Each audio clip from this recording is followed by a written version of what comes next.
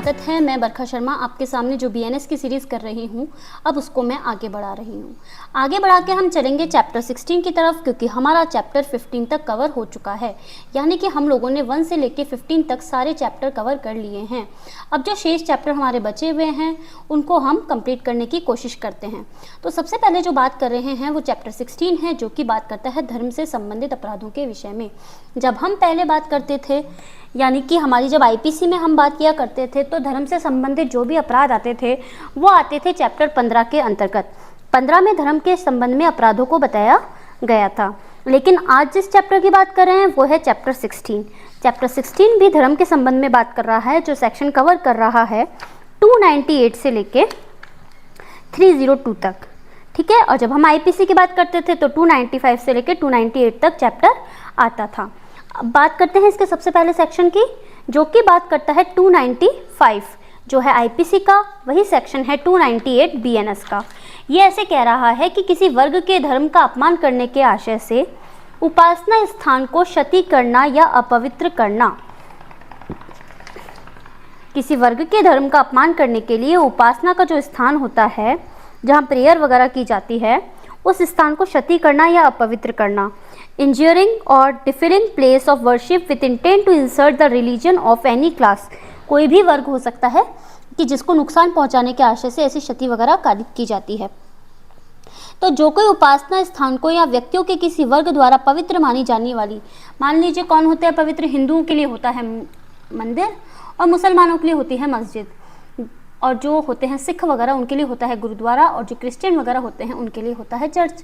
तो जो कोई भी इन जगहों पे जाके जो उपासना का स्थान होता है, पवित्र स्थान होता है, वहाँ पे कोई क्षति कारित करेगा या कोई अपवित्र चीज़ रखेगा, नुकसान कारित करेगा, तो वो बोल रहा है उसको दंडित किया जाएगा।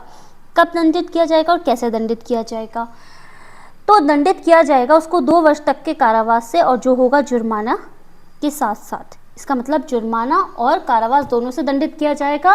तो जुर्माना तो कितना भी हो सकता है, और जो कारावास होगा वो होगा 2 वर्ष तक का। ठीक है।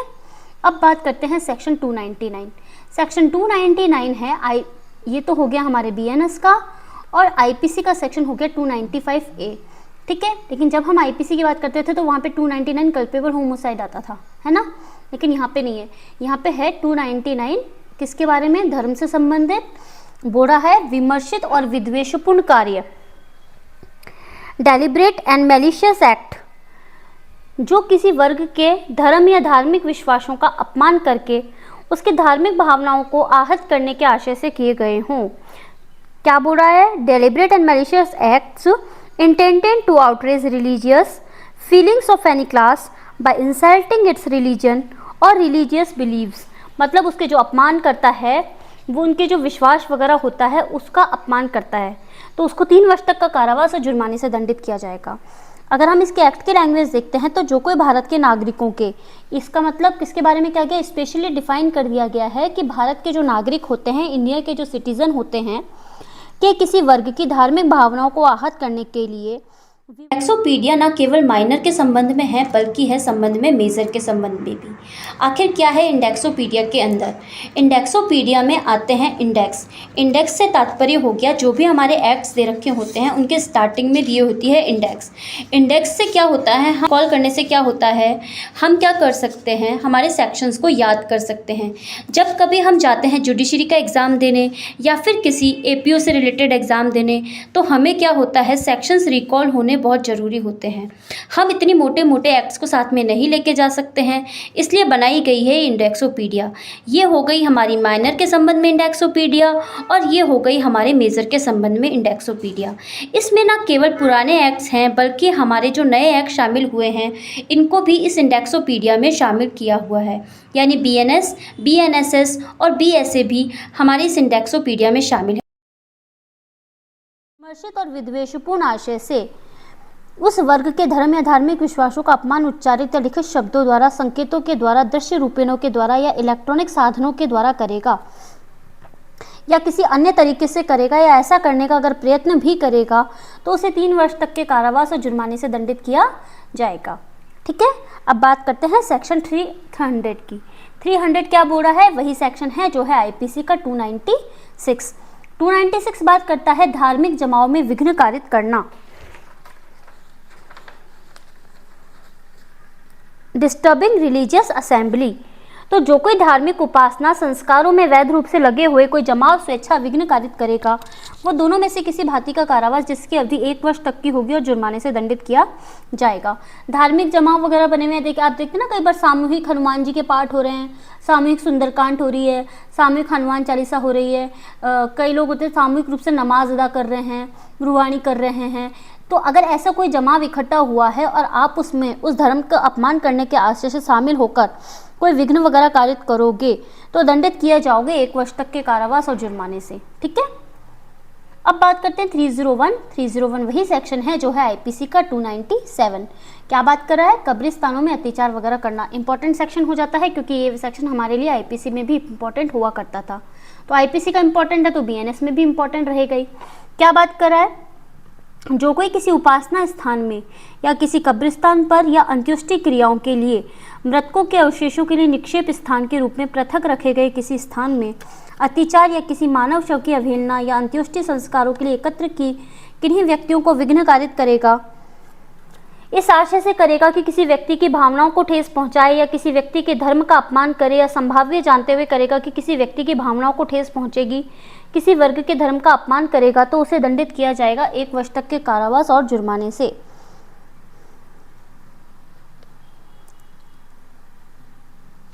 इसका मतलब हो गया जहाँ पे जैसे होता है ना, मरने के बाद जो अंतिम संस्कार किए जाते हैं, जैसे कुछ लोगों में दफनाया जाता है, कुछ लोगों में जलाया जाता है। ठीक है, तो क्या होता है, अगर कोई भी जो कब्रिस्तान वगैरह होते हैं, शव गृह जहाँ पे रखे जाते हैं वहाँ पे, या जहाँ पे शवों को जलाया जाता है वहाँ पे जाके क्या किया जाता है, अगर कोई व्यक्ति कोई विघ्न वगैरह कारित करता है, किसी धर्म का अपमान करने के आशय से अगर ऐसा करता है तो उसे 1 वर्ष तक का कारावास और जुर्माने से दंडित किया जाएगा। अब बात करते हैं सेक्शन 302 की, जो कि है आईपीसी के 298 की तरह। किसी व्यक्ति की धार्मिक भावनाओं को ठेस पहुंचाने के विमर्शित आशय से शब्द उच्चारित करना। ठीक है, क्या बोल रहा है? Altering words etc with deliberate intent to wound religious feeling of any person. तो जो कोई किसी व्यक्ति की धार्मिक भावनाओं को ठेस पहुंचाने के विमर्शित आशय के साथ उसकी श्रवण गोचरता क्या होती है? मतलब ऐसी स्थिति जहाँ पे वो व्यक्ति सुन सकता है, में कोई शब्द उच्चारित करेगा या कोई ध्वनि करेगा, उसकी दृष्टि गोचरता क्या होती है? मतलब ऐसी स्थिति है कि वो व्यक्ति को आराम से दिख रहा है, कोई अंग विक्षेप करेगा, कोई वस्तु रखेगा, दोनों में से किसी भांति के कारावास से जिसकी अवधि 1 वर्ष तक की हो सकेगी और जुर्माने से दंडित किया जाएगा। ठीक है, आशय कैसा है? विमर्शित आशय है, गलत आशय है। उसके साथ क्या करता है? उसकी धार्मिक भावनाओं को ठेस पहुंचाने के आशय से कोई गलत तरीके के वर्ड यूज़ कर रहा है, कोई गलत तरीके का कृत्य कर रहा है, जैसे जानवर कट कर रहा है कोई, अगर इस तरीके का कोई भी काम कर रहा है तो उसे 1 वर्ष तक का कारावास और जुर्माने से दंडित किया जाएगा। तो ये तो बात हुई, छोटा सा चैप्टर था, चैप्टर 16 हमारा कंप्लीट हो चुका है। अब हम बात करेंगे चैप्टर 17 की। चैप्टर 16 छोटा सा चैप्टर था, जल्दी से हो गया। चैप्टर 17 लेकिन बड़ा चैप्टर आएगा, आपको धैर्य के साथ उस चैप्टर को करना पड़ेगा, क्योंकि चैप्टर 17 किसकी बात करता है? संपत्ति की बात करता है। और संपत्ति के मामले तो वैसे भी धैर्य से सुनने चाहिए, क्योंकि संपत्ति कभी किसी के हाथ में नहीं रहती है ना। तो बात करेंगे चैप्टर 17 के बारे में, संपत्ति के बारे में। अच्छे से आप लोग अच्छे से इसको प्रिपेयर करना। जैसे कि मैं बता रही हूँ कि चैप्टर 17 इंपॉर्टेंट रहेगा, क्योंकि संपत्ति के विरुद्ध जो भी अपराध होंगे वो इसी में आएंगे। और हमारी आईपीसी में भी चैप्टर 17 ही किसकी बात करता था? संपत्ति के विरुद्ध अपराधों की बात करता था। तो मिलते हैं नए लेक्चर के साथ। Thank you so much. जब हम सेक्शन पे चलेंगे, लेकिन उससे पहले हमने इनकी क्या करी है, एक इंडेक्स तैयार कर लिए। इंडेक्स क्यों तैयार करिए भाई? इतने सारे अपराध हैं, तो इतने सारे अपराधों को करने के लिए तो हमको क्या करना पड़ेगा? एक इंडेक्स मेंटेन करनी पड़ेगी, कि जिससे कि मान लीजिए हमको चोरी पढ़नी है, तो पूरे एक्ट की तरफ, इतना बड़े एक्ट की तरफ क्यों देखना है कि यार हमको तो इतना सारा पढ़ना है। हमको इतना सारा क्यों पढ़ना है? जब हम चोरी पढ़ेंगे तो केवल 303 से 307 को पढ़ेंगे, जब हम एक्सटॉर्शन को पढ़ेंगे तो 308 को पढ़ लेंगे। आप बोलेंगे मैम आईपीसी में तो एक्सटॉर्शन के बहुत सारे सेक्शंस थे, लेकिन यही तो बीएनएस का फायदा है कि इसने क्या किया है, इनको कर दिया है सेक्शंस को मर्ज, कई सेक्शंस को एक साथ इन्होंने मर्ज कर दिया है। देखेंगे जब हम बीएनएस पढ़ेंगे, जब हम लूट और डकैती की बात करेंगे तो देखेंगे 309 से लेके 313 तक सेक्शंस को। ठीक है, फिर उसके बाद अगर क्रिमिनल मिसअप्रोप्रिएशन की बात आएगी, संपत्ति के आपराधिक दुर्विनियोग की बात आएगी तो 314 और 315 सेक्शन आ जाएगा। वहीं जब आपराधिक न्यासभंग की बात करेंगे, क्रिमिनल ब्रीच ऑफ ट्रस्ट की बात करेंगे तो 316 करके एक सेक्शन आएगा, वो आ जाएगा। फिर इसके बाद आता है 6 नंबर पे जो पॉइंट आता है वो कहता है चुराई हुई संपत्ति के संबंध में। तो जब चुराई हुई संपत्ति की बात आएगी तो आ जाएगा 317 नंबर का सेक्शन। 317 नंबर का जो सेक्शन आएगा वो बात करेगा चुराई हुई संपत्ति के बारे में।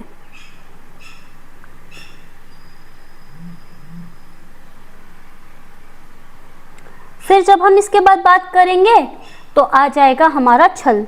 छल किसकी बात करता है? छल का मतलब हो गया चीटिंग। चीटिंग जो आएगी वो आएगी हमारी 318 और 319 नंबर के सेक्शन पर।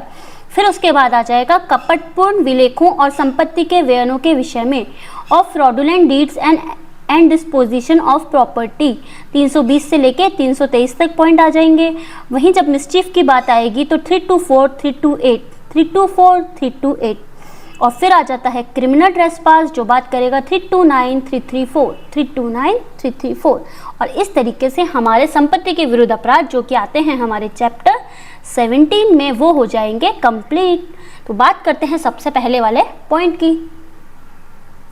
सबसे पहले जब हम चोरी की बात करते हैं तो आता है थेफ्ट। थेफ्ट क्या होता है?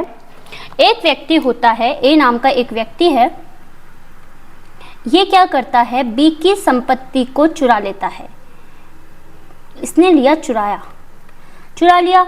अब आप बोलेंगे मैम हम कैसे बोलें कि इस व्यक्ति ने संपत्ति चुराई है एक ही? हाँ तो बताते हैं ना कैसे चुराई है।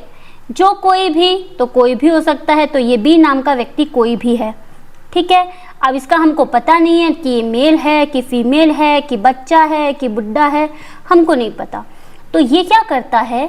किसी व्यक्ति के कब्जे में से, तो इसने क्या किया? एक के कब्जे में से यानी कि पोजीशन में से उस व्यक्ति की सम्मति के बिना, एक ही कंसेंट के बिना, कब्जे में से यानी पोजीशन में से, सम्मति के बिना यानी कंसेंट के बिना, जंगम संपत्ति क्या होती है?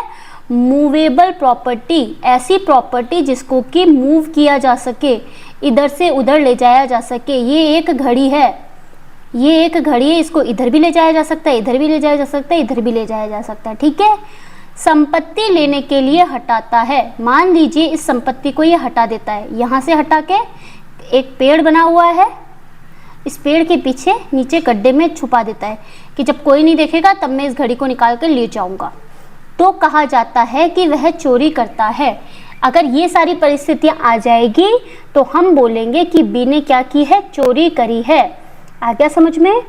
जब कोई व्यक्ति किसी कब्जे में से, किसी व्यक्ति के कब्जे में से कोई संपत्ति, यानी कौन सी संपत्ति होगी? जंगम संपत्ति, उसकी सम्मति के बिना, उसके कंसेंट के बिना लेने के लिए हटाता है, वहां से उसको अलग कर देता है, तो कहा जाता है कि वो क्या कर रहा है? चोरी करता है। जब हम इसके स्पष्टीकरण की बात करते हैं तो यहाँ पे दे रखे हैं हमको 5 स्पष्टीकरण। कितने स्पष्टीकरण दे रखे हैं? 5 स्पष्टीकरण। क्यों दे रखे हैं? जिससे कि हमको ये कॉन्सेप्ट अच्छे से समझ में आ जाए।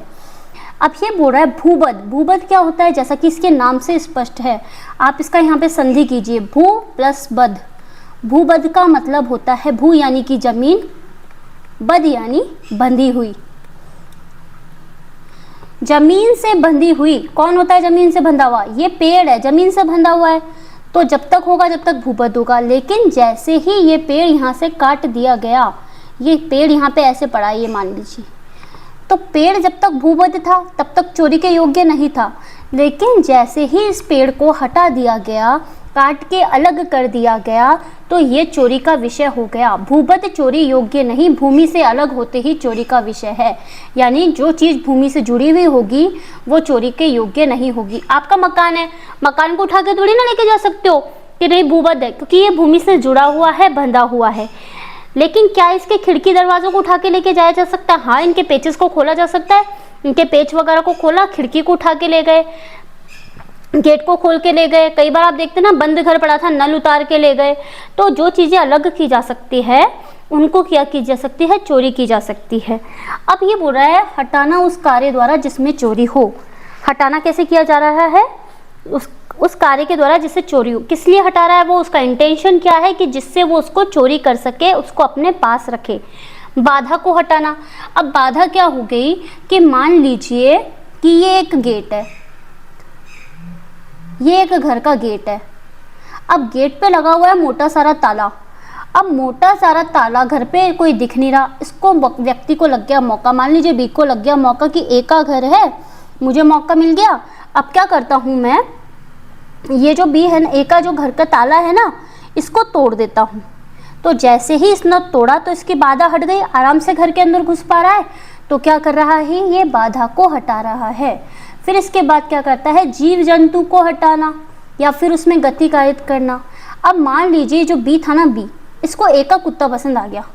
वाइट कलर का बहुत सुंदर डॉगी था इसके पास, ठीक है। पहले बहुत फेमस हुआ करता था हच का कुत्ता, हच का कुत्ता। हच एक वो आती थी जैसे सिम वगैरह नहीं आती, जैसे एयरटेल वगैरह की सिम आती है जो वोडाफोन में कन्वर्ट हो गया था, ऐसे हच का कुत्ता चलता था एक। मेरे को देखो एक्चुअली पर्टिकुलर डॉग्स के नेम याद नहीं रहते, तो मुझे तो बस वो एक हच का कुत्ता याद है। HUTCH हच होता था, हच हच का कुत्ता, क्योंकि वो वोडाफोन में कन्वर्ट हो गया था। HUTCH हच, हच का कुत्ता आता था। तो क्या होता था, मान लीजिए इसके पास ए के पास था हच का कुत्ता। अब इस बी को पसंद आ गया, तो ये क्या करता है, उसको ऐसे से करता है, आओ इधर आओ इधर आओ इधर आओ इधर, ऐसे करके अपने पास बुलाता है, कोई चीज़ देता है इसको, क्या कहता है, बिस्किट वगैरह दे के ऐसे ऐसे करके बुलाता है इसको अपने पास में। अब ये जो कुत्ता होता है ये बी की तरफ चलना प्रारंभ कर देता है, स्टार्ट कर देता है, टुक टुक टुक टुक टुक टुक टुक टुक टुक ऐसे करके ये पहुंच जाता है बी के पास। ए के घर से निकल के ये आराम से बी के पास पहुंच जाता है, बी इसको लेता है और रफा दफा, ठीक है। तो उसने जीव जंतु को हटाया, इस कुत्ते में गति कारित करी, तो उसने क्या की, चोरी की है। सम्मति कैसे दी जाती है, अभिव्यक्त या विवक्षित तौर पे दी जा सकती है, ये बोल रहा है। ये तो हम सबको पता होता है सम्मति कैसी होती है, तो अभिव्यक्त तौर पे होगी या विवक्षित तौर पे होगी, ठीक है। फिर इसके बाद जो इसका सेकंड नंबर का पॉइंट बोल रहा है चोरी करने के दंड के बारे में। तो जो कोई चोरी करेगा वो 3 वर्ष तक के कारावास और जुर्माने से दंडित किया जाएगा। एक मिनट रुकिए,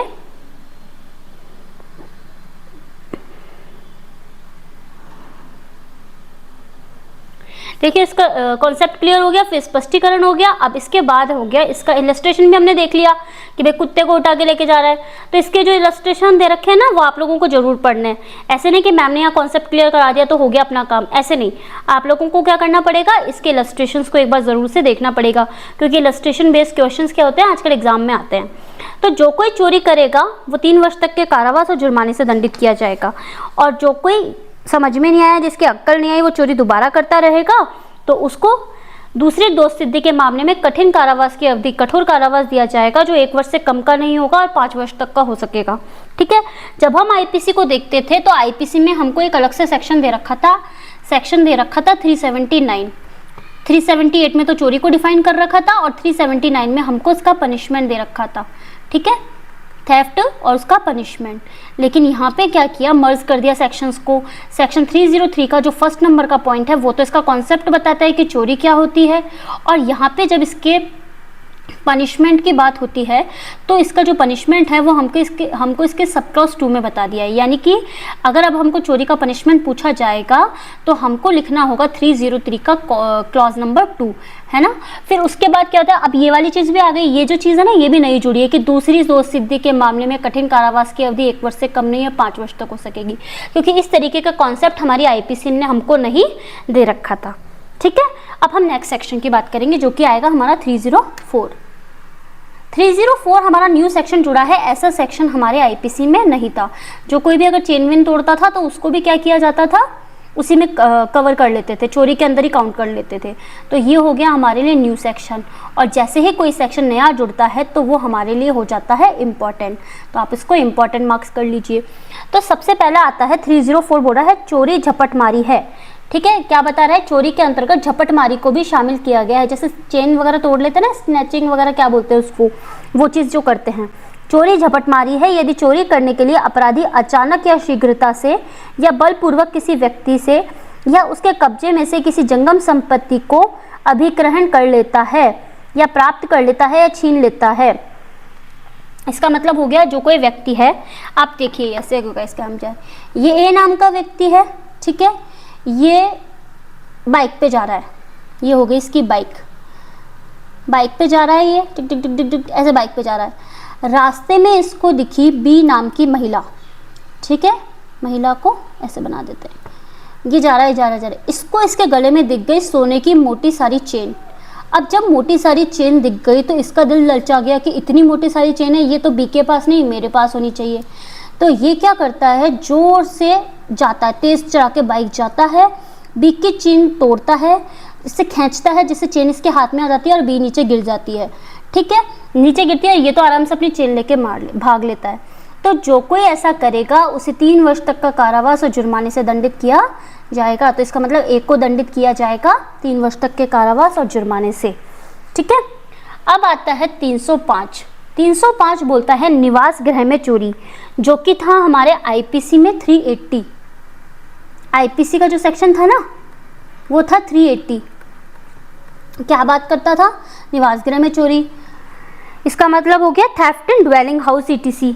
तो जो कोई ऐसे स्थानों में से, मतलब जो स्थान वगैरह दे रखे हैं ना, उनमें से किसी स्थान पर, कौन कौन से स्थान हो गए वो, निर्माण, मतलब कोई निर्माण बनता रहता है ना, घर वगैरह बनते रहते हैं, वहाँ पे कोई तंबू या जलयान, जैसे आप देखते हैं ना कई बार लोग जंगल में जाते हैं ऐसे तंबू वगैरह गाड़ के फिर वहाँ पे रहते हैं, देखे होंगे कई बार, आपने मूवीज़ वगैरह में देखे होंगे। फिर वहाँ पे जलयान वगैरह, कोई शिप वगैरह बना हुआ है, शिप वगैरह में भी लोग रहते हैं, कहीं कहीं महीनों तक शिप में रहते हैं, तो वहाँ पे अगर कोई चोरी कर लेता है, या मानव निवास कोई घर वगैरह बना हुआ है किसी, जो ऐसे यूज़ में आता है किसी घर में रहने के, या फिर क्या होता है संपत्ति की अभिरक्षा में, कौन कौन करता है संपत्ति की अभिरक्षा, ऐसा कौन सा घर है जो संपत्ति की अभिरक्षा करता है, बैंक हो गया ना, बैंक की बात हो रही है यहाँ पे। तो जो बैंक में कोई चोरी करता है, ये बैंक लिखा हुआ है मान लीजिए हमारा, बैंक में चोरी करा, यातायात के साधन में, आपकी कार खड़ी हुई है यहाँ पे, कार भी तो नहीं बनानी आती, ऐसी बना दी देखो मैंने तो, ठीक है, अब कैसे भी समझ लेना इसको, मुझे तो ऐसी कार बनानी आती है। यातायात के साधन में, इसके अंदर या यातायात के साधन से, इसमें बैठा बैठा कहीं जाके चोरी कर रहा है, या पूजा स्थल यानी कि मंदिर वगैरह हो गए, ये हो गया हमारा मंदिर, मंदिर में कोई मूर्ति वगैरह को ले जाता है, प्रतीक वगैरह ले जाता है ना, जैसे आप देखते होंगे शंकर भगवान का मंदिर होता है, वहाँ पे नाग वगैरह रखे रहते हैं, तांबे वांबे के ऊपर वो कलश वगैरह लटके रहते हैं, लोग क्या करते हैं उनको उठा के ले जाते हैं। मैंने तो ये तक देखा है कई बार लोग मंदिर की मूर्तियाँ उठा के ले जाते हैं, लड्डू गोपाल उठा के ले जाते हैं, ऐसे कई बार देखा है। तो जब पीतल के बर्तन रखे रहते हैं जिसमें भगवान के भोग वगैरह रखा रहता है, वो सब कुछ उठा के ले जाते हैं। तो उन्हीं की बात कर रहे हैं। दान पेटी तो कॉमन बात है, दान पेटी तो लेके ही जाते हैं, आजकल ये छोटी छोटी चीज़ें भी चुराने लग गए, ठीक है, उनकी बात कर रहे हैं। सरकारी या स्थानीय प्राधिकरण की कोई संपत्ति वगैरह है, उसको अगर चुराते हैं तो दोनों में से किसी भांति के कारावास से, जिसकी अवधि 7 वर्ष तक की हो सकेगी, और जुर्माने से दंडित किया जाएगा। ठीक है, फिर इसके बाद आता है हमारा सेक्शन 306। 306 बोलता है लिपिक या सेवक द्वारा स्वामी के कब्जे में से संपत्ति, थेफ्ट बाय क्लर्क और servant of property in possession of master. Master की संपत्ति की चोरी करता है, कौन कर रहा है, लिपिक कर रहा है या सेवक वगैरह कर रहा है, कोई नौकर वगैरह कर रहा है, तो दंडित किया जाएगा 7 वर्ष तक के कारावास और जुर्माने से। फिर इसके बाद आता है 307 आएगा यहाँ पे, क्योंकि 306 तो अब पढ़ लिया ना हमने, यहाँ पे 307 आएगा यहाँ पे।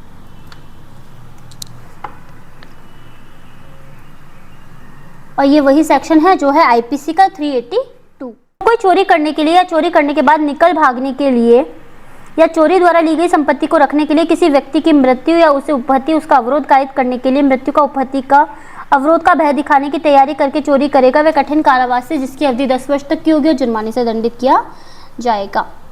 ठीक है, इसमें ऐसे कोई एक्सप्लेन करने वाली बात नहीं है। चोरी करने के लिए अगर मृत्यु वगैरह का भय दिखाएगा तो उसको 10 वर्ष तक के कारावास और जुर्माने से दंडित किया जाएगा। अब आ जाता है हमारा नेक्स्ट टॉपिक। नेक्स्ट टॉपिक क्या है, सेक्शन 308। सेक्शन 308 बीएनएस का है, लेकिन जब हम आईपीसी में पढ़ते थे तो 383 से 389 तक ये सारे सेक्शन हमको एक्सटॉर्शन के बारे में बताते थे। लेकिन बीएनएस वालों ने क्या करी, हमारे जो एग्जामिनेशन जो करते हैं, एग्ज़ाम वगैरह देते हैं बच्चे, एग्जामिनेशन जो लेते हैं और एग्ज़ाम जो देते हैं, उनके एस्पिरेंट्स जो भी होते हैं, उनके क्या किया, उनके ऊपर दया कर दी। दया कैसे कर दी कि अब आपको एक्सटॉर्शन के लिए पढ़ना है केवल एक सेक्शन। कौन सा सेक्शन है वो? 308।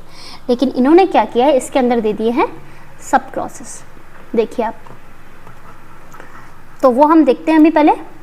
तो सबसे पहले जब हम उद्दापन की बात करते हैं तो आता है सेक्शन 308। ये वही सेक्शन है जो कि है 383 ऑफ आईपीसी। तो क्या बोल रहा है ये सेक्शन? जो कोई किसी व्यक्ति को, कोई भी व्यक्ति किसी अन्य व्यक्ति को, स्वयं उस व्यक्ति को या किसी अन्य व्यक्ति को, ए नाम का व्यक्ति है वो बी नाम के व्यक्ति को या किसी अन्य व्यक्ति को, यानी ये सी जो इसका बेटा है इसको कोई क्षति करने के भय में, मतलब ये ए इसको बोल रहा है कि तू तेरी प्रॉपर्टी जो है, संपत्ति है, मूल्यवान प्रतिभूति है, कुछ भी जो तेरे डॉक्यूमेंट वगैरह है जो मैं अपने लिए यूज़ कर सकता हूँ, उसको तू मुझे दे दे, नहीं तो मैं तुझे मार दूंगा। पहले तो बोल रहा है तेरे को मार दूंगा, तेरी मृत्यु का भय दिखा रहा हूँ। फिर लेकिन ये डरा वरा नहीं, मार देते हूँ मेरे को ऐसे करके इसने ध्यान, पर ये सोचा इसके ऊपर इसका कोई इफेक्ट नहीं हो रहा, तो इसने क्या किया, कहा मैं सी को मार दूंगा जो कि तेरा बेटा है। अब बाप था, अपने बेटे से प्यार करता था, अब बेटे से तू प्यार कर रहा है तो फिर वो डर गया, फिर वो अपनी संपत्ति दे देता है। तो देखिए आगे क्या होता है कहानी में। जो कोई किसी व्यक्ति को, स्वयं उस व्यक्ति को या किसी अन्य व्यक्ति को कोई क्षति करने के भय में डालता है, और कैसे डालता है, इंटेंशन के साथ डालता है, और इस प्रकार भय में डाले गए व्यक्ति को कोई संपत्ति यानी कि प्रॉपर्टी, मूल्यवान प्रतिभूति यानी कि वैल्यूएबल सिक्योरिटी, हस्ताक्षरित या मुद्रांकित कोई चीज़, इसका कोई प्रॉपर्टी थी साइन की हुई, मतलब इसने कोरे कागज़ पे या कोरे चेक पे साइन कर रखे थे, मान लो जो एक चेक पे साइन कर भी, तो मेरे को तो है ना कोरा चेक है ना, जो प्लेन चेक वगैरह होता है ना, वो साइन करके दे दे। इंडेक्सोपीडिया ना केवल माइनर के संबंध में है बल्कि है संबंध में मेजर के संबंध में भी। आखिर क्या है इंडेक्सोपीडिया के अंदर? इंडेक्सोपीडिया में आते हैं इंडेक्स। इंडेक्स से तात्पर्य हो गया जो भी हमारे एक्ट्स दे रखे होते हैं उनके स्टार्टिंग में दिए होती है इंडेक्स। इंडेक्स से क्या होता है, हम सेक्शंस रिकॉल करने से क्या होता है, हम क्या कर सकते हैं, हमारे सेक्शंस को याद कर सकते हैं। जब कभी हम जाते हैं जुडिशरी का एग्ज़ाम देने या फिर किसी एपीओ से रिलेटेड एग्ज़ाम देने, तो हमें क्या होता है, सेक्शंस रिकॉल होने बहुत ज़रूरी होते हैं। हम इतने मोटे मोटे एक्ट्स को साथ में नहीं लेके जा सकते हैं, इसलिए बनाई गई है इंडेक्सोपीडिया। ये हो गई हमारी माइनर के संबंध में इंडेक्सोपीडिया, और ये हो गई हमारे मेजर के संबंध में इंडेक्सोपीडिया।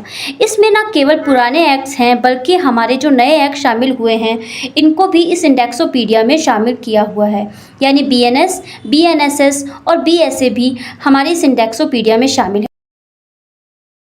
ऐसे करके साइन करके मुझे दे दे, या फिर क्या है, इसकी कोई सील लगी हुई चीज़ है, ठीक है, ये सील लगी हुई मुद्रांकित वगैरह कोई चीज़ है जिसे मूल्यवान प्रतिभूति में परिवर्तित किया जा सके, जिसको कि ये क्या कन्वर्ट कर सकता है, वैल्यूएबल सिक्योरिटी में कन्वर्ट कर देता है। किसी व्यक्ति को बेईमानी से, आईपीसी में कहाँ पढ़ते थे हम, 24 बेईमानी से में पढ़ते थे ना, परिवर्तित करने के लिए उत्प्रेरित करता है, तो वह उद्दापन करता है, ये कहा जाता है। इसका मतलब कि वो क्या कर रहा है, एक्सटॉर्शन कर रहा है। इसके बाद बात करते हैं हम नेक्स्ट सेक्शन की। नेक्स्ट सेक्शन नहीं है, जो सेक्शन तो आईपीसी का आ जाएगा लेकिन इसका सब क्लॉज 2 आएगा। इसका मतलब हो गया 308 का सब क्लॉज 2। क्या बोल रहा है, ये देखिए 2 नंबर का पॉइंट लिख रहा है ना, उद्दापन के लिए दंड। तो दंड कितना होगा, दोनों में से किसी भांति का कारावास जो कि 7 वर्ष तक का होगा और जुर्माने से दंडित किया जाएगा। इसके इलस्ट्रेशन आपको पढ़ने ही है, जैसा कि मैं कह रही हूँ कि आपका होमवर्क है ये। जैसे ही कॉन्सेप्ट पढ़ लेंगे तो आप इसके एक बार एग्जाम्पल्स को देख लेंगे जो कि क्लियर हो जाएंगे आपके। फिर उसके बाद क्या है, 3rd नंबर का पॉइंट, जो कोई उद्यापन करने के लिए किसी व्यक्ति को क्षति के भय में डालेगा या प्रयत्न करेगा, क्षति के भय में डालेगा या ऐसा प्रयत्न करेगा, वो 2 वर्ष तक के कारावास और जुर्माने से दंडित किया जाएगा। अब यहाँ पे क्या है, हमारा कॉन्सेप्ट वहाँ पे क्लियर हो गया है, तो अब हमको केवल पनिशमेंट देखना है। तो पनिशमेंट देखने हैं तो हमारा हेडिंग देख के और इसका पनिशमेंट देख के काम चल जाएगा। तो अब नेक्स्ट पॉइंट की तरफ चलते हैं। 4th नंबर का पॉइंट क्या बोल रहा है, 308 का क्लॉज नंबर 4 क्या बोल रहा है, किसी व्यक्ति को मृत्यु या घोर उपहति के भय में डालकर उद्यापन अगर करेगा तो दोनों में से किसी भांति का कारावास जो कि होगा 7 वर्ष तक का और जुर्माने से दंडित किया जाएगा। दोनों में से किसी भांति का कारावास मतलब कठोर कारावास या सादा कारावास और जुर्माने से दंडित किया जाएगा। अब इसके बाद आती है सेक्शन 387 जो कि आईपीसी का है। ये वही सेक्शन है हमारे बीएनएस का 308 का क्लॉज नंबर 5।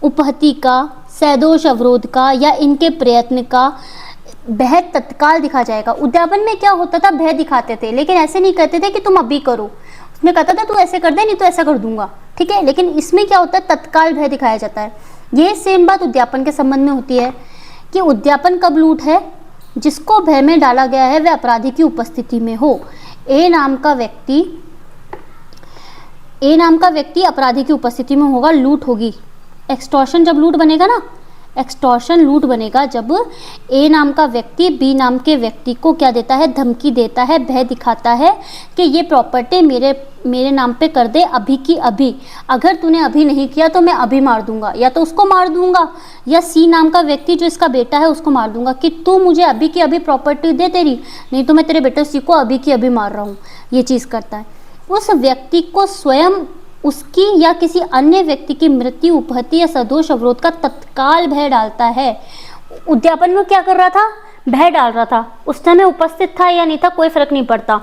उद्यापन में वो फोन पे भी धमकी दे सकता है कि अरे ए तू मुझे अपनी प्रॉपर्टी नाम कर, तेरी प्रॉपर्टी, अगर तूने मेरे को तेरी प्रॉपर्टी नाम नहीं करी ना तो तेरा जो सी है ना बेटा वो स्कूल गया है, स्कूल से उसको उठा लूंगा और मार दूंगा, ठीक है।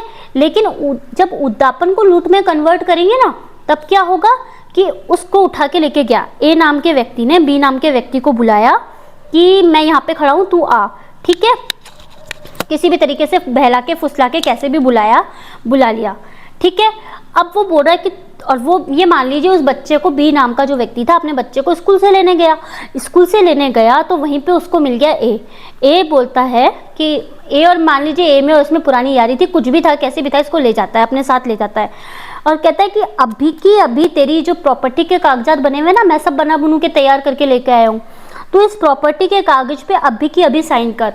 अगर तूने इसको अभी की अभी साइन नहीं किया तो ये जो तेरा बच्चा है ना, जो सी तेरा बच्चा है, इसके अभी की अभी चाकू से रेत कर मैं हत्या करता हूँ, ठीक है। समझ में आ गया। तो कैसा भय दे रहा है, तत्काल भय दे रहा है। और भय में डाले गए व्यक्ति को वह चीज तुरंत देने के लिए बोल रहा है। इसका मतलब तू अभी की अभी इन प्रॉपर्टी के पेपर्स पर साइन कर, ठीक है। Concept clear. अब आगे बढ़ते हैं।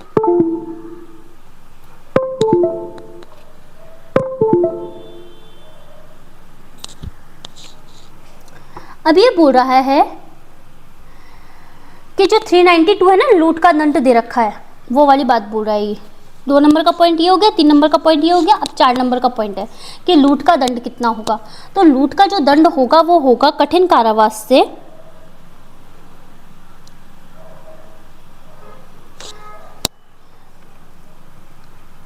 जो कि होगा 10 वर्ष तक का कारावास और जुर्माना। और जो लूट करने का प्रयत्न होगा उसका दंड होगा कठिन कारावास से जिसकी अवधि होगी 7 वर्ष तक का कारावास और जुर्माना। अगर लूट राजमार्ग पर, राजमार्ग क्या होता है, सड़क पर, सूर्य अस्त से सूर्योदय के बीच में, यानी कि मान लीजिए 7 बजे सूर्य अस्त हो गया और सुबह जाके 6 बजे सूर्य उदय हो रहा है, तो ये लिख लीजिए यहाँ पे उदय, तो 7 से 6 के बीच में अगर लूट की जाएगी तो 14 वर्ष तक का कारावास और जुर्माने से दंडित किया जाएगा। और लूट करने में स्वेच्छा उपहति कारित करेगा, वॉलंटरी अगर हर्ट करेगा तो उसको दंडित किया जाएगा आजीवन कारावास यानी कि लाइफ इम्प्रिजमेंट, और कठिन कारावास से जिसकी अवधि होगी 10 वर्ष तक का कारावास और जुर्माना, ठीक है। अब बात करते हैं डकैती की कि आखिर डकैती क्या होती है। तो जो हमारी आईपीसी आती है उसमें जो सेक्शन था 391 वो वही सेक्शन है जो है बीएनएस का 310। क्या बोल रहा है, 5 या अधिक व्यक्ति, यहाँ पे स्पेसिफाई कर दिया 5 या अधिक व्यक्ति संयुक्त होकर यानी कि सामूहिक रूप से जॉइंट होकर लूट या लूट करने का प्रयत्न करते हैं। अभी अभी हम लूट को पढ़ के आए हैं ना, तो जो कोई 5 या अधिक व्यक्ति है, मान लीजिए 1 2 3 4 और 5, ये 5 या अधिक व्यक्ति, इनसे ज़्यादा हो सकता है कम नहीं होंगे, ठीक है ना। ये 5 व्यक्ति जॉइंटली लूट करते हैं या लूट का अटेम्प्ट करते हैं यानी कि प्रयत्न करते हैं। ये लिख रहा है यहाँ पे, या लूट या इसका प्रयत्न करने के समय उपस्थित है या सहायता करते हैं। वहां पे चाहे से प्रेजेंट हो, चाहे फोन पे सहायता कर रहे हो, चाहे से किसी ट्रेन में सहायता कर रहे हो, चाहे कहीं सहायता कर रहे हो, जब ऐसे 5 या अधिक व्यक्तियों के हर व्यक्ति लूट करने में सहायता या प्रयत्न करते हैं कहा जाता है। अगर ये ज्वाइंटली क्या करेंगे, लूट करेंगे, तो कहा जाएगा इन्होंने डकैती की है। डकैती करने के लिए 5 या अधिक व्यक्ति होने जरूरी हैं। लिखा हुआ भी है कि डकैती करने के लिए कम से कम 5 व्यक्ति होने चाहिए। अगर 5 से कम होके 4 भी हो गए, 3 भी हो गए, तो वो क्या होगा, डकैती नहीं होगा, क्योंकि उसको फिर लूट ही माना जाएगा। ठीक है ना, क्योंकि यहाँ पे इन्होंने क्या किया, स्पेसिफाई कर दिया है। अब इसका जो सेकंड पॉइंट है वो बोल रहा है डकैती के लिए दंड। डकैती के लिए जो दंड होगा वो होगा आजीवन कारावास या कठिन कारावास, जो कि 10 वर्ष तक का होगा और जुर्माने से दंडित किया जाएगा। अब आता है हमला सहित डकैती। अगर कोई व्यक्ति हमला कर रहा है डकैती के साथ, यदि 5 या अधिक व्यक्ति मिलकर डकैती करते समय हत्या भी कर दें, ये 5 या अधिक व्यक्ति हैं, 1 2 3 4 5, ये लोग मिलते हैं, एक घर में लूट करने जाते हैं। इनको खाली घर लगता है, लूट करने के लिए घुसते हैं, लेकिन वो खाली घर नहीं था, वहां पे एक चौकीदार ऑलरेडी था। तो इनको लगता है कि चौकीदार इनके लूट करने में रुकावट करेगा। ठीक है, तो ये क्या करते हैं, उस चौकीदार की हत्या कर देते हैं।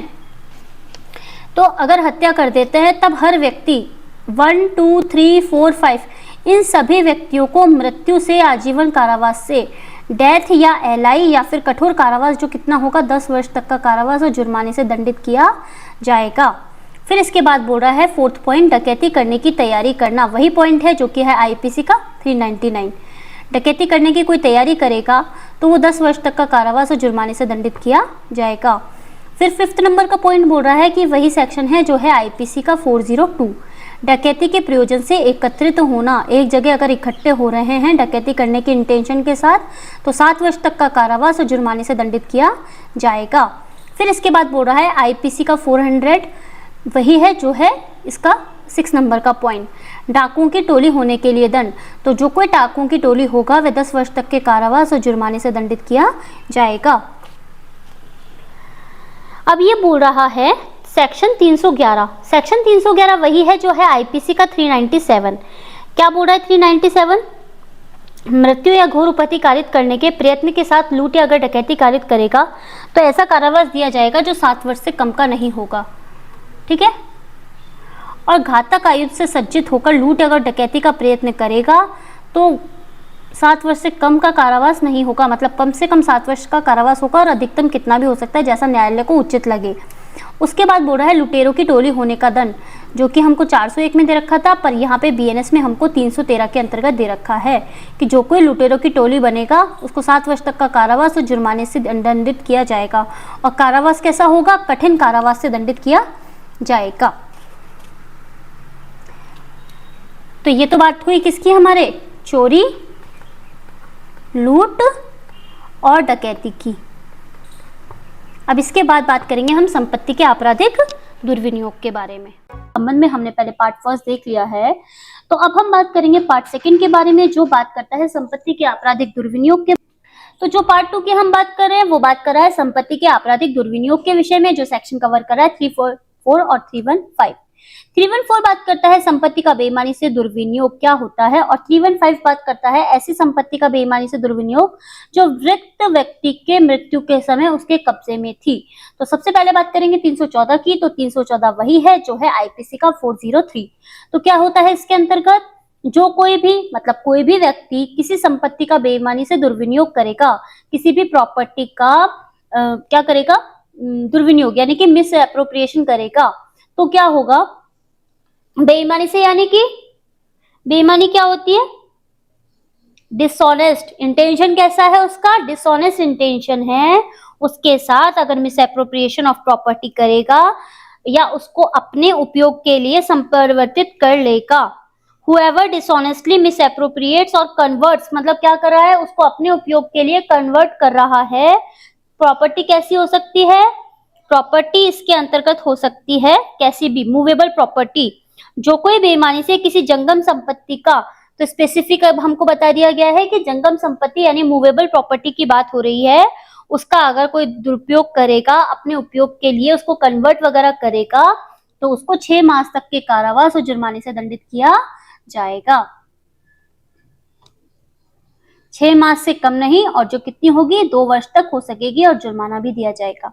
फिर इसके बाद बात करते हैं हम बीएनएस के सेक्शन 315 की, जो वही है जो है आईपीसी का 404, ऐसी संपत्ति का बेईमानी से दुर्विनियोग जो मृत व्यक्ति के समय उसके कब्जे में थी। तो क्या होगा इसके अंतर्गत? चलिए इसको देखने से पहले एक बार हमें ना संपत्ति की बेईमानी से दुर्विनियोग का उदाहरण देखते हैं। तो इसमें क्या होता है, कै नाम का व्यक्ति होता है, ये ए नाम का व्यक्ति है, ये जाता है अपने फ्रेंड बी के लाइब्रेरी में जाता है, वहां बहुत सारी किताबें रखी रहती है, तो ये क्या करता है, उनमें से एक किताब को उठा के ले आता है, लेके आके इसका इंटेंशन क्या था, मैं पढ़ूंगा, पढ़कर उसको वापस दे दूंगा।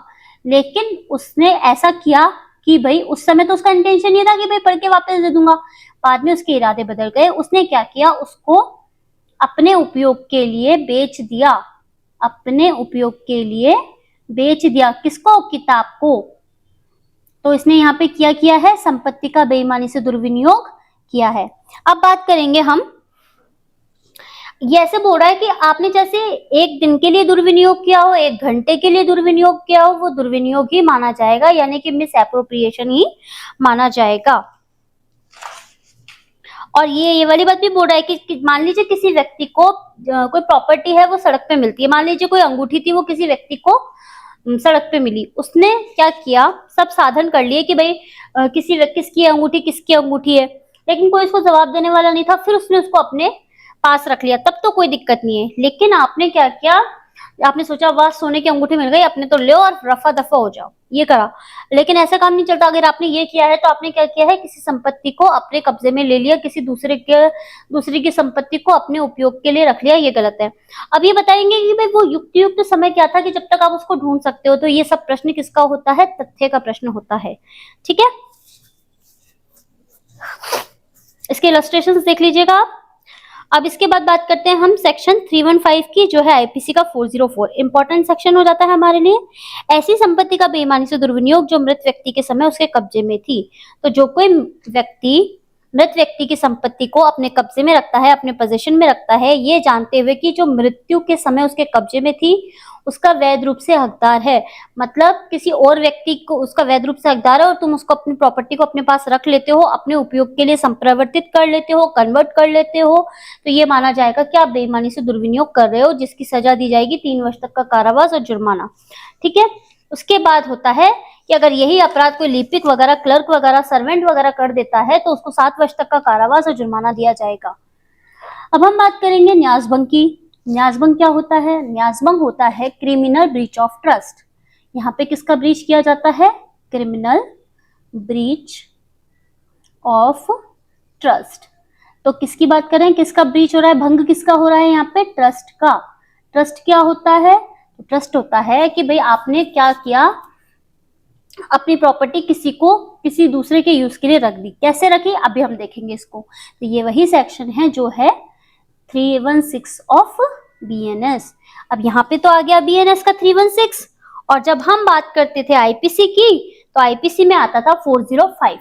ठीक है, क्या होता है, जो कोई भी, मतलब कोई भी व्यक्ति हो सकता है, मेल फीमेल कोई भी व्यक्ति, संपत्ति या संपत्ति पर कोई भी अख्तियार मतलब अधिकार वगैरह जो होता है, किसी प्रकार अपने को न्यस्त किए जाने पर ए ने क्या किया, ए को लगा कि मैं मर जाऊंगा, बीमारी से ग्रसित हो गया, इसने क्या किया, इसका जो बेटा बी था, माइनर के लिए सी को इसका ट्रस्टी बना दिया कि जब तक ये 18 वर्ष का नहीं होगा तब तक ये जो प्रॉपर्टी है ना मेरी, ये तुम्हारे पास रहेगी, और जैसे ही मेरा बेटा 18 साल का हो जाएगा तुम ये प्रॉपर्टी इसको दे देना।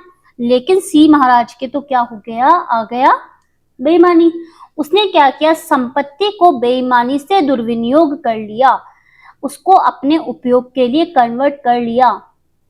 उसका वैध कब्जे का अगर अतिक्रमण करता है, इसका जो मकान था उस मकान के अंदर इसको घुसने ही नहीं देता, मतलब बी को घुसने ही नहीं देता, जबकि मकान किसका था, बी का। उस बेईमानी से उस संपत्ति का उपयोग या व्ययन करता है। फिर क्या करता है, एक दिन ये सोचता है इस तरीके से तो मेरे पे इल्जाम वगैरह आ जाएगा, तो ये इसको पहले ही सेल कर देता है इसकी 18 वर्ष होने से पहले। तो यहाँ पर सी ने क्या किया है, आपराधिक न्यासभंग किया है। और 406 ऐसे बोल रहा है जो आईपीसी का है वो इसका सेकंड नंबर का पॉइंट है। 316 का जो सेकंड नंबर का पॉइंट है वो 406 ऑफ आईपीसी है, बोर्ड अगर आपराधिक न्यासभंग वगैरह करेंगे तो उसके लिए दंडित किया जाएगा कितने दंड से, उसके लिए दंडित किया जाएगा 5 वर्ष तक का कारावास और जुर्माना। ठीक है,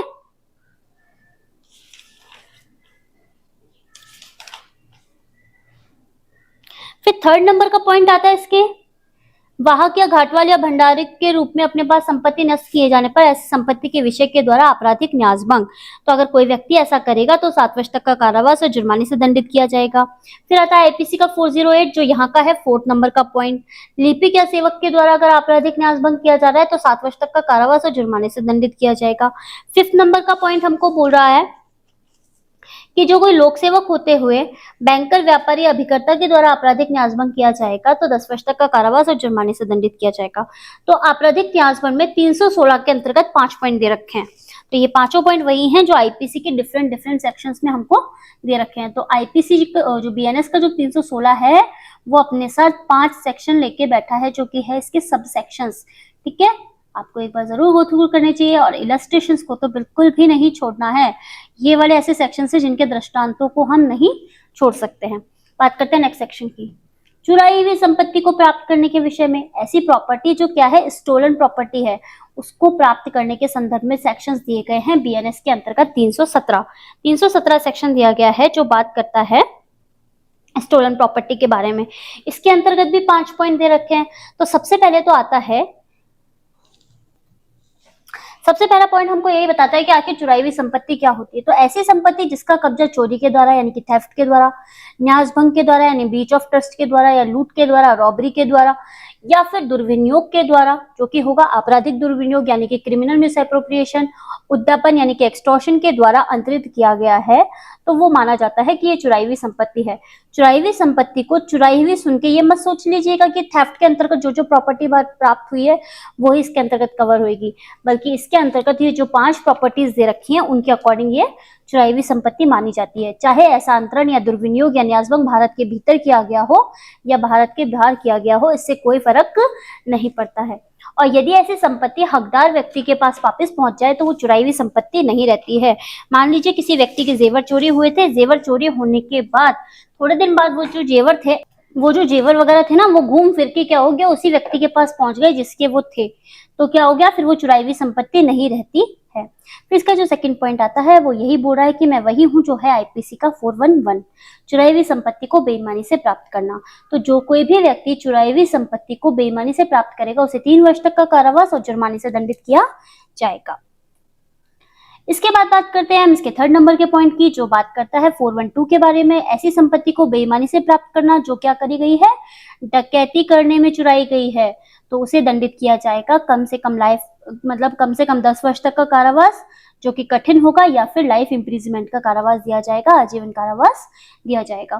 फिर इसके बाद बात करते हैं 4th नंबर के पॉइंट की, जो कि है सेक्शन 413 बोल रहा है चुराई हुई संपत्ति का अभ्यास से व्यापार करना। इंपॉर्टेंट सेक्शन हो जाता है हमारे लिए।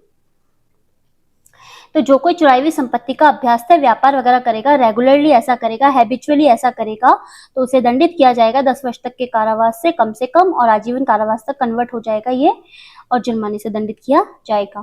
फिर आता है सेक्शन 414, चुराई हुई संपत्ति को छिपाने में अगर कोई व्यक्ति सहायता करेगा। मान लीजिए किसी व्यक्ति के पास चुराई हुई संपत्ति है, उसको कोई और व्यक्ति सहायता करेगा कि ठीक है मैं तेरे को पुलिस पकड़ लेगी, तेरी प्रॉपर्टी को ले लेगी, तो मैं इसको छुपाने में तेरी मदद कर देता हूँ। अगर कोई ऐसा करेगा तो 3 वर्ष तक का कारावास और जुर्माने से दंडित किया जाएगा।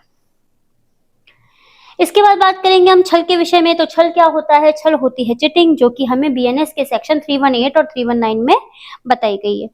तो क्या होता है छल, छल को देखते ही, चीटिंग को सुनते ही आपके दिमाग में आता है 420, लेकिन 420 सेक्शन आता है आईपीसी का, लेकिन वो यहाँ पे नहीं आएगा, वो आईपीसी में ही आता है, लेकिन वो अपने अलग तरीके से आता है। अभी हम देखेंगे इसके पॉइंट्स को, तब हमें पता चल जाएगा। तो सबसे पहले हम बात करते हैं कि आखिर ये छल क्या होता है। तो जो कोई भी व्यक्ति हो सकता है, किसी व्यक्ति से प्रवंचना करके, बाय डिसीविंग एनी पर्सन, उस व्यक्ति को जिसे इस प्रकार प्रवंचित किया है, कपटपूर्वक या बेईमानी से उत्प्रेरित करता है कि किसी व्यक्ति को संपत्ति परिदित कर दे, किसी व्यक्ति को संपत्ति रखने हेतु सम्मति देने के लिए उत्प्रेरित करे, किसी कार्य को करने या न करने का लोभ करने के लिए उत्प्रेरित करे, उस कार्य या लोभ से शारीरिक, मानसिक ख्याति या संपत्ति को नुकसान हो तो वह छल करता है, ये कहा जाता है। तो प्रवंचना क्या होती है? तथ्यों को बेईमानी से छिपाना प्रवंचना कही जाती है। जब हम देखते हैं इसका इलस्ट्रेशन नंबर 1, तो इलस्ट्रेशन नंबर 1 हमको ये बोल रहा है कि क्या करता है? सिविल सेवा में होने का मिथ्या उपदेश करके जानबूझकर ऐसे प्रवंचना करता है और इस प्रकार बेईमानी से यह को प्रेरित करता है कि वह उसे उधार पर माल लेने दे जिसका मूल्य चुकाने का उसका इरादा नहीं है। क्या छल करता है? A by falsely pretending to be in the civil services intentionally deceives Jad and thus dishonestly induces Jad to let him have on credit good for which he does not mean to pay। क्या करता है ए नाम का व्यक्ति?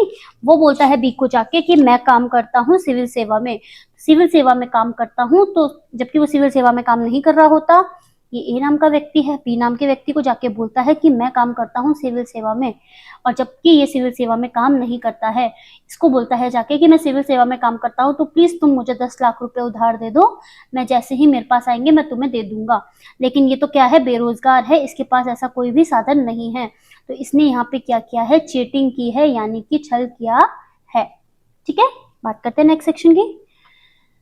Next section यानी कि sub clause जो 2 है वो वही है जो है आईपीसी का 417, बात करता है कि छल के लिए कितना दंड होगा, यानी कि पनिशमेंट कितना होगा। तो दंड दिया जाएगा 3 वर्ष तक के कारावास और जुर्माने या फिर दोनों से दंडित किया जाएगा। इसके बाद आता है आईपीसी का 418, तो 418 वही है जो है बीएनएस का सेक्शन का सब क्लॉज 3। क्या बोल रहा है? ये बोल रहा है 318 का है ना, 318 का सब क्लॉज 3। ये वो बोल रहा है कि इस ज्ञान के साथ छल करना कि उस व्यक्ति को सदोष हानि हो सकती है, रॉन्गफुल लॉस हो सकता है, जिसका हित संरक्षक करने के लिए अपराधी आबद्ध है।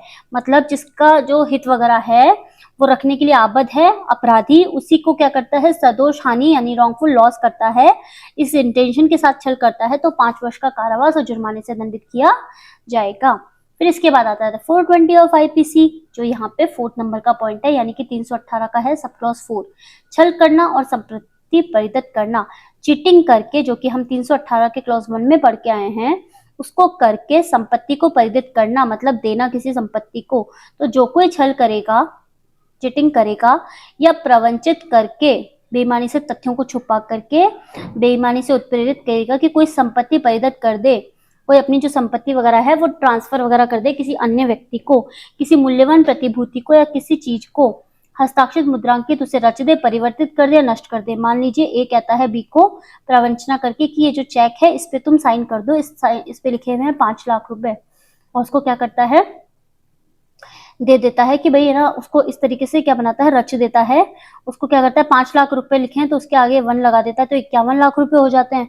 ऐसे करके उसने इस तरीके से अगर किया तो उसने क्या किया है? चीटिंग कर दी है। ठीक है, तो वो 7 वर्ष तक के कारावास और जुर्माने से दंडित किया जाएगा।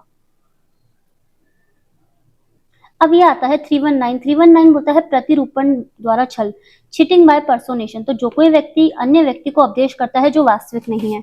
ए नाम का व्यक्ति बोलता है ये बी है, ठीक है, जबकि ये बी है ही नहीं, बी नाम का कोई व्यक्ति है ही नहीं, काल्पनिक व्यक्ति हो गया बी। ठीक है, उस व्यक्ति को किसी अन्य व्यक्ति के रूप में प्रतिस्थापित करता है, तो क्या करता है? सीख लिए बोलता है कि ये बी है, जबकि बी नाम का व्यक्ति तो अस्तित्व में ही नहीं है। इस तरह का विश्लेषण करता है कि वह या अन्य व्यक्ति वास्तव में है, उससे भिन्न व्यक्ति है। मान लीजिए सी नाम का व्यक्ति बी नाम के व्यक्ति के रूप में कन्वर्ट कर देता है इसको, कि भाई जो सी है ना ये बी है और जो बी है ना वो सी है, या तो ऐसे कर देता है, या फिर क्या करता है जब बी नाम का व्यक्ति है ही नहीं उसके बारे में कह देता है कि ये जो सी है ना सी ये बी है। तो जिसका प्रतिरूपण किया है वह वास्तविक भी हो सकता है, मतलब हो भी सकता है, और काल्पनिक भी हो सकता है, यानी नहीं भी हो सकता। ठीक है, तो वो दंडित किया जाएगा 5 वर्ष तक के कारावास और जुर्माने से, जो कि 1 वर्ष तक का होगा।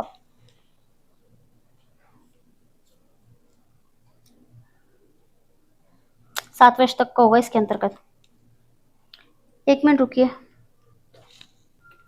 5 वर्ष तक का कारावास होगा और जुर्माना होगा। यहाँ पे क्या 1 वर्ष तक लिख दिया तो कंफ्यूज हो गया कि 7 लग रहा था शायद, यहाँ से हटा दीजिए। केवल 5 वर्ष तक का कारावास और जुर्माना जाने की फाइन दिया जाएगा। अब बात करेंगे नेक्स्ट सेक्शन की, जो कि है हमारा 320 से 323। इनके अगर हम क्या करेंगे इंडेक्स को देख के, मतलब इसकी जो हेडिंग और पनिशमेंट देख के चलेंगे तो हमारा काम हो जाएगा। तो क्या कह रहा है, कपटपूर्ण विलेखों और संपत्ति व्ययों के विषय में और fraudulent deeds and disposition of property कहां तक दे रखी है, बीएनएस का सेक्शन है 320 से 323 में दे रखी है और आईपीसी में वही 421 से 424 के अंतर्गत दे रखी थी। तो जो कोई लेनदारों में वितरण निवारित करने के लिए संपत्ति का बेईमानी से कपटपूर्वक आशय से अपसारण करेगा, छिपाएगा तो उसे 6 मास से कम की नहीं होगी और 2 वर्ष तक के कारावास और जुर्माने से दंडित किया जाएगा।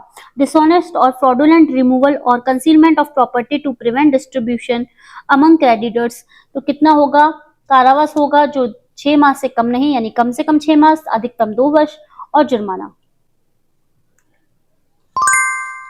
फिर इसके बाद आती है बीएनएस के सेक्शन 321 की। 321 वही है जो है आईपीसी का 422, ऋण को लेनदारों के लिए उपलब्ध होने से बेईमानी से कपटपूर्वक निवारित करना, डिसऑनेस्टली और फ्रॉडुलेंटली प्रिवेंटिंग डेब्ट बीइंग अवेलेबल फॉर क्रेडिटर्स, अगर ऐसा करता है तो 2 वर्ष तक का कारावास और जुर्माने से दंडित किया जाएगा।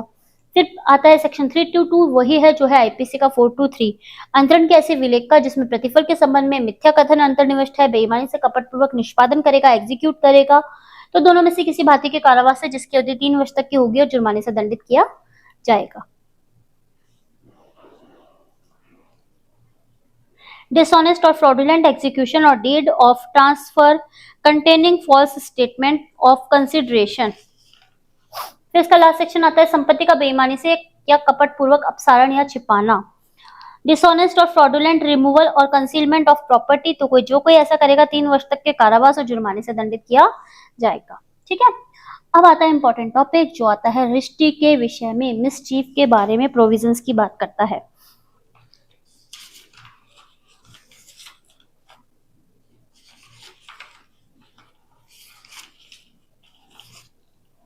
सबसे पहले हम बीएनएस का सेक्शन देखेंगे 324, जो वही है जो है आईपीसी का 425। अब देखिए एक सेक्शन का अंतर है, यहाँ पे 24 है, यहाँ पे 25 है। अगर किसी को मिसचीफ याद है 424, तो आप आराम से कर सकते हैं कि यार एक नंबर कम हुआ था तो 324 में। ठीक है, तो जो कोई इस आशय के साथ यानी इंटेंशन के साथ किसी लोग को यानी पब्लिक को, किसी व्यक्ति को यानी पर्सन को सैदोष हानि, रॉन्गफुल लॉस या नुकसान कायित करे, हार्म करे, तो क्या होगा, वह रिष्टी करता है, कहा जाता है। उसमें क्या करता है, किसी प्रॉपर्टी को नष्ट करता है, उसकी स्थिति का बदलाव कर देता है कि जिससे उसकी उपयोगिता का मूल्य कम हो जाए, उस पर क्षतिकारक प्रभाव पड़े। यानी क्या करता है, इस इंटेंशन के साथ कि किसी पब्लिक को नुकसान हो जाएगा, किसी व्यक्ति को नुकसान हो जाएगा, संपत्ति को नष्ट कर देता है। किसी के घर में आग लगा दी, ठीक है, तो क्या किया, उसने रिष्टी की है, उसकी स्थिति में बदलाव कर दिया। आप देखते थे पहले बर्फ वगैरह के घर होते हैं, इग्लू, वहां पे बर्फ वगैरह बहुत ज्यादा होती है, वहां पे इग्लू वगैरह बने हुए रहते हैं। इग्लू में क्या किया, पानी का छिड़काव कर दिया, पानी का छिड़काव कर दिया तो जो बर्फ थी वो क्या हो गई, पानी बन गई, तो इसकी स्थिति में बदलाव हो गया ना। एक मकान था, इस मकान में क्या किया, किराएदार रहते थे, किराएदारों ने क्या किया, इतना नुकसान कर दिया कि इसका हो गया मूल्य कम। ठीक है, तो ये उसकी बात कर रहा है, उन्होंने भी क्या किया, रिष्टी की है, उस पर क्षतिकारक प्रभाव पड़े, मतलब क्या हो गया, उससे उसकी मूल्य, जब मूल्य कम हो जाएगा, पैसे वैसे कम होंगे, उसने लिया 5 लाख रुपए में मकान, आज उसकी कीमत 2.5 लाख रुपए की रहेगी, तो नुकसान तो हुआ ना 2.5 लाख रुपए का, मतलब उससे उसको क्षतिवती कारित हुई, उसकी बात कर रहा है। इसका नंबर 1 पॉइंट था। अब नंबर 2 बोल रहा है रिष्टी के लिए अंदर यानी मिसचीफ का कितना पनिशमेंट होगा, 6 मास तक का कारावास और जुर्माने से दंडित किया जाएगा। फिर 3rd नंबर का पॉइंट बोल रहा है रिष्टी करेगा तद द्वारा सरकारी स्थानीय प्राधिकरण की संपत्ति सहित किसी संपत्ति की हानि या क्षति करेगा, यानी कि गवर्नमेंट को नुकसान पहुंचाएगा, तो 1 वर्ष तक का कारावास और जुर्माने से दंडित किया जाएगा। फिर इसके बाद बोल रहा है 20,000 रुपए से अधिक किंतु 1 लाख रुपए तक रकम की रिष्टी की हानि करेगा तो 5 वर्ष तक का कारावास और जुर्माने से दंडित किया जाएगा। मुझे नहीं लगता है यहाँ पे डिटेल में कुछ चीज बताने की है, अगर लगता है तो सबसे पहले रिष्टी पढ़नी थी हमको कि भाई रिष्टी क्या होती है, उसको हमने अच्छे से एक्सप्लेन किया था, जहां लगेगा हम उसको अच्छे से एक्सप्लेन करेंगे। ठीक है ना, 1 लाख रुपए या उससे अधिक रकम की रिष्टी की हानि करेगा तो 5 वर्ष तक का कारावास और जुर्माने से दंडित किया जाएगा। और किसी व्यक्ति को मृत्यु या उपहत्या या सदोष अवरोध कारित करने का भय दिखाकर रिष्टी करेगा तो 5 वर्ष तक का कारावास और जुर्माने से दंडित किया जाएगा। आपको क्या करना है, रिष्टी वाले नंबर 1 पॉइंट में इलस्ट्रेशन दे रखे हैं, 8 इलस्ट्रेशन दे रखे हैं उसके अंतर्गत, तो आपको वो एक बार देखने हैं, गो थ्रू करने हैं उसको, जिससे क्या होगा, हमारा कॉन्सेप्ट क्लियर हो जाएगा। फिर आता है जीव जंतु को वध करने या उसे विकलांग करने के द्वारा रिष्टी। आपका एक बहुत प्यारा कुत्ता है, आपके पड़ोसी को उस पर गुस्सा आता है, सारे दिन भौंकता है, बच्चों को सोने नहीं देता, हमारे बच्चों के एग्जाम चल रहे हैं, पढ़ने नहीं देता, ये नहीं करने देता, उसको गुस्सा आता है, वो जाके उसको जहर वाले बिस्किट पकड़ा देता है, कुत्ता मर जाता है। ठीक है, या फिर क्या करता है, उसकी जीभ कट कर देता है कि जीभ ही काट देता हूँ, जो भौंकेगा ही नहीं है, तो उसको विकलांग वगैरह कर देता है। तो उसको दंडित किया जाएगा, 5 वर्ष तक के कारावास और जुर्माने या दोनों से दंडित किया जाएगा। अब बात करते हैं कि ये कुछ पॉइंट्स दे रखे हैं 3 to 6 के अंतर्गत। इनके अंतर्गत जो पनिशमेंट है वो सेम है, 5 वर्ष तक का कारावास और जुर्माना। तो सबसे पहले देखते हैं क्या पॉइंट है।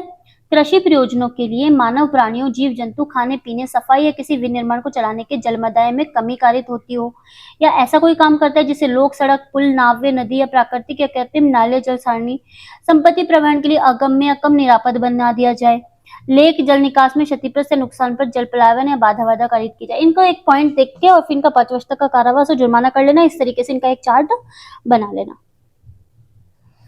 अब आता है रेल, वायुयान, जहाज या अन्य चीज जो नौ चालकों के लिए मार्गदर्शन के लिए बनाई रखी गई हो। कोई जो चिन्ह विन्ह होते हैं ना, उनको बदल देना, जिससे क्या होता है वो कम उपयोगी हो जाए, तो 7 वर्ष तक का कारावास और जुर्माना दिया जाएगा। किसी भूमि के चिन्ह को नष्ट वष्ट करेगा तो उसको दंडित किया जाएगा 1 वर्ष तक के कारावास और जुर्माने से।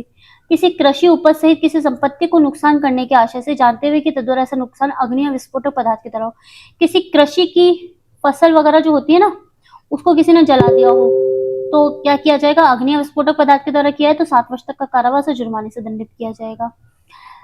उपासना स्थान या मानव विकास या अभिरक्षा के स्थान के रूप में नाश कारित करने के आशय से करेगा तो, मतलब कोई बिल्डिंग बनी हुई है, किस काम के लिए आती है ये, या तो ये घर के काम आती है, या किसी मंदिर, मस्जिद वगैरह, गुरुद्वारे वगैरह के काम में आती है, उपासना के लिए आती है, या ये कोई बैंक है, अभिरक्षा होगी ना, अभिरक्षा के स्थान के रूप में अगर नाश कारित करने के आशय से अगर इस निर्माण में कोई गलती वलती करेगा, कोई विघ्न कारित करेगा, कोई क्षति कारित करेगा तो 2 वर्ष तक का कारावास और जुर्माने से दंडित किया जाएगा। फिर उसके बाद आता है रेल, वायुयान, तल्लायुक्त या 20 टन बोझ वाले जलयान को नष्ट करने या सापत बनाने के आशय से अगर दृष्टि करेगा तो कवर करेगा बीएनएस का 3 to 7 और आईपीसी का हो गया 437। क्या बात कर रहा है, ये बात कर रहा है कि जो ऐसा करेगा वो 10 वर्ष तक के कारावास और जुर्माने से दंडित किया जाएगा, और अगर अग्नि या विस्फोटक पदार्थ के द्वारा ऐसी दृष्टि करेगा, उसका प्रयत्न करेगा तो 10 वर्ष तक का कारावास और जुर्माने से दंडित किया जाएगा। इसके बाद आता है बीएनएस का सेक्शन 328। ये वही है जो आईपीसी का 439। चोरी करने के आशय से जलयान को साक्ष्य भूमि या किनारे पर चढ़ाने के लिए दंड।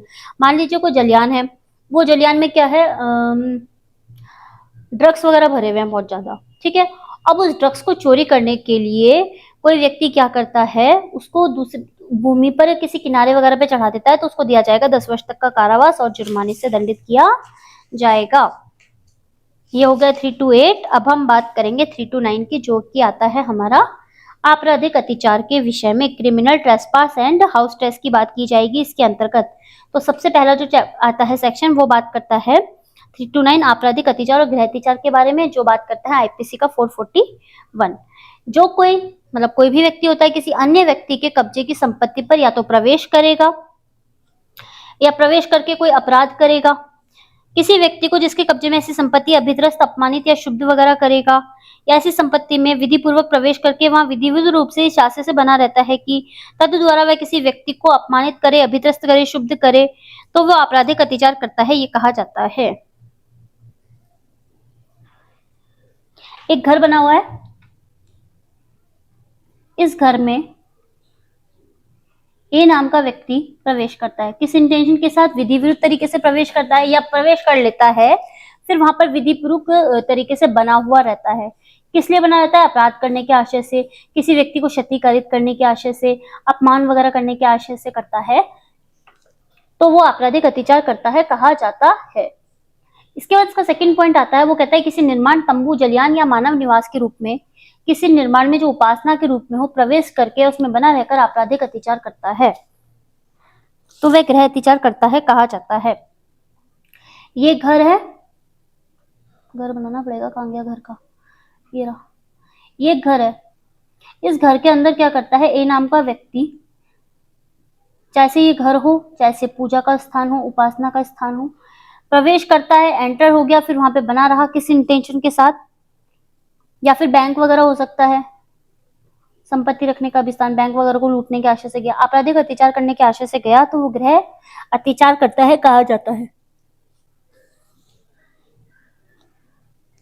अब ये बोल रहा है आपराधिक अत्याचार करने के लिए व्यक्ति के शरीर का कोई भी भाग उस घर के अंदर जाना है। इस व्यक्ति ने अपना पैर ही अंदर रखा, केवल एक पैर रखा अंदर, तो भी इसने क्या कर दिया, आपराधिक अत्याचार कर दिया है।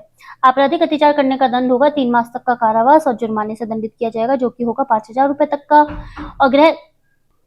और जो कोई गृह अत्याचार करेगा उसे 1 वर्ष तक का कारावास और 5,000 रुपए का जुर्माना दिया जाएगा। ठीक है, ये बात यहाँ पे कंप्लीट हो गई। अब नेक्स्ट पॉइंट की तरफ चलते हैं, जो कि बात करता है गृह अत्याचार और गृह वेदन की, जो कि है सेक्शन बीएनएस का 330।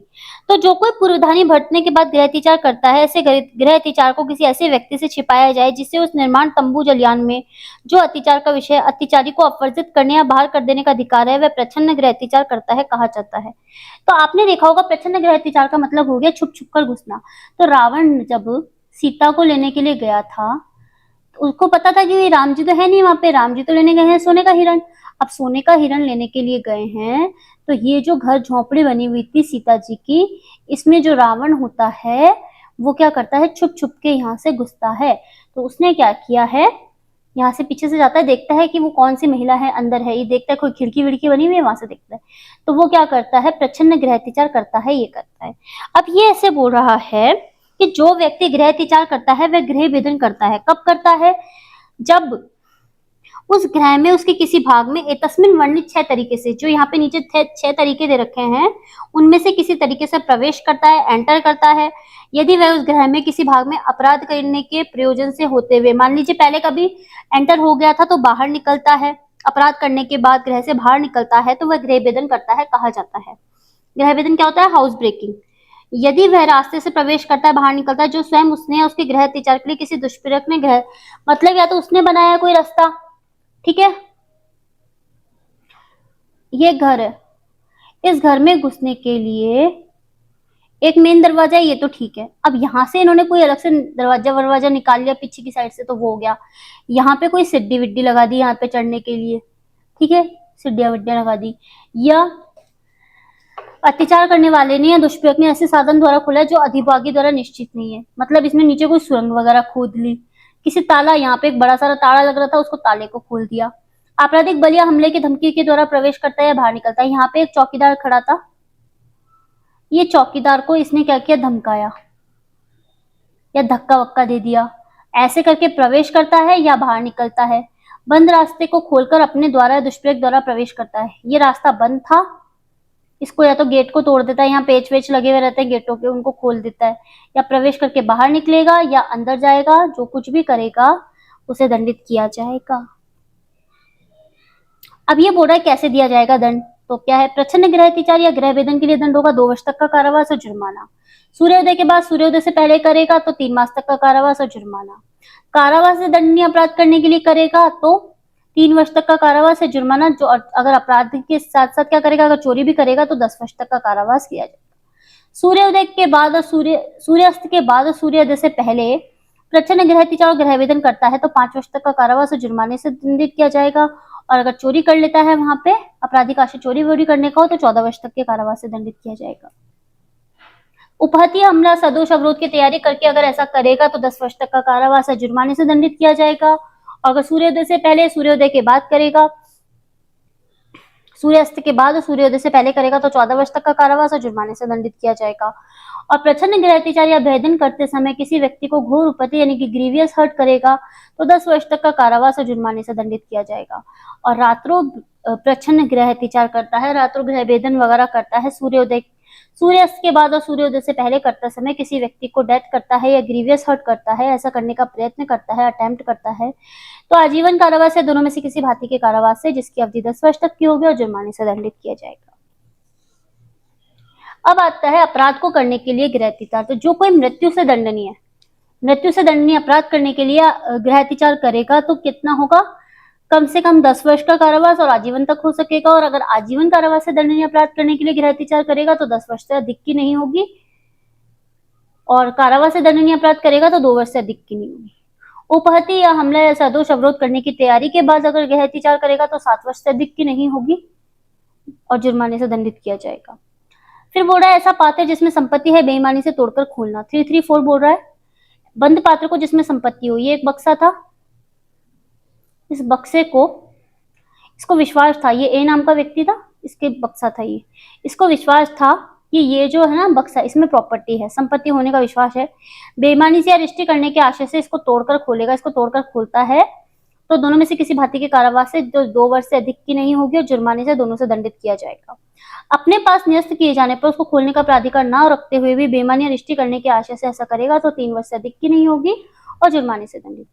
ए नाम का व्यक्ति है, उसका बक्सा है, बी नाम के व्यक्ति को देके जाता है, न्यस्त करके गया, उसने क्या किया, पीछे से इसको खोल लिया बेईमानी का आशय रखते हुए, रिश्ते करने का आशय रखते हुए, तो 3 वर्ष से अधिक की नहीं होगी, मतलब 3 वर्ष तक का कारावास और जुर्माने से दंडित किया जाएगा। तो ये तो बात हुई हमारे चैप्टर 17 की। चैप्टर 17 जो कि एक बहुत बड़ा पार्ट था जिसको कि हमने 2 पार्ट में कवर किया है, ठीक है। चैप्टर 17 आज हमारा कंप्लीट हो चुका है। अब हम नेक्स्ट चैप्टर में, इंडेक्सोपीडिया न केवल माइनर के संबंध में है बल्कि है संबंध में मेजर के संबंध में भी। आखिर क्या है इंडेक्सोपीडिया के अंदर? इंडेक्सोपीडिया में आते हैं इंडेक्स। इंडेक्स से तात्पर्य हो गया जो भी हमारे एक्ट्स दे रखे होते हैं उनके स्टार्टिंग में दिए होती है इंडेक्स। इंडेक्स से क्या होता है, हम सेक्शंस रिकॉल करने से क्या होता है, हम क्या कर सकते हैं, हमारे सेक्शंस को याद कर सकते हैं। जब कभी हम जाते हैं जुडिशरी का एग्ज़ाम देने या फिर किसी एपीओ से रिलेटेड एग्ज़ाम देने तो हमें क्या होता है, सेक्शंस रिकॉल होने बहुत ज़रूरी होते हैं। हम इतनी मोटे मोटे एक्ट्स को साथ में नहीं लेके जा सकते हैं, इसलिए बनाई गई है इंडेक्सोपीडिया। ये हो गई हमारी माइनर के संबंध में इंडेक्सोपीडिया और ये हो गई हमारे मेजर के संबंध में इंडेक्सोपीडिया। इसमें ना केवल पुराने एक्ट्स हैं बल्कि हमारे जो नए एक्ट शामिल हुए हैं इनको भी इस इंडेक्सोपीडिया में शामिल किया हुआ है, यानी बीएनएस, बीएनएसएस और बीएसए भी हमारे इस इंडेक्सोपीडिया में शामिल है।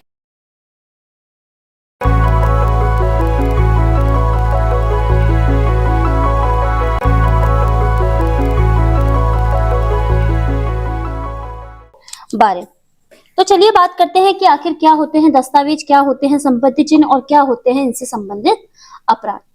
सबसे पहले हम बात करते हैं तो आता है मिथ्या दस्तावेज रचना।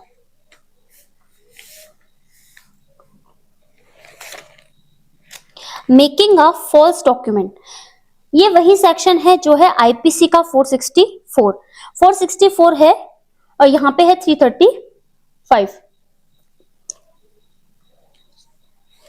उस व्यक्ति के बारे में कहा जाता है कि वह व्यक्ति मिथ्या दस्तावेज या मिथ्या इलेक्ट्रॉनिक अभिलेख रचता है जो बेईमानी से या कपटपूर्ण आशय से, यानी चॉइस बेईमानी से हम पढ़ के आए थे आईपीसी में, जब हम पढ़ते थे चॉइस की बात करते थे, तो बेईमानी से या कपटपूर्वक दस्तावेज या उसके बाद हस्ताक्षरित करता है, साइन करता है, मुद्रांकित करता है, सील करता है, निष्पादित करता है, उसका एग्जीक्यूशन करता है या किसी भाग को रचकर मतलब बनाकर प्रेषित यानी कि भेजता है, इलेक्ट्रॉनिक हस्ताक्षर करता है यानी कि ई साइन करता है या उसका प्रमाणित करने वाला चिन्ह लगाता है।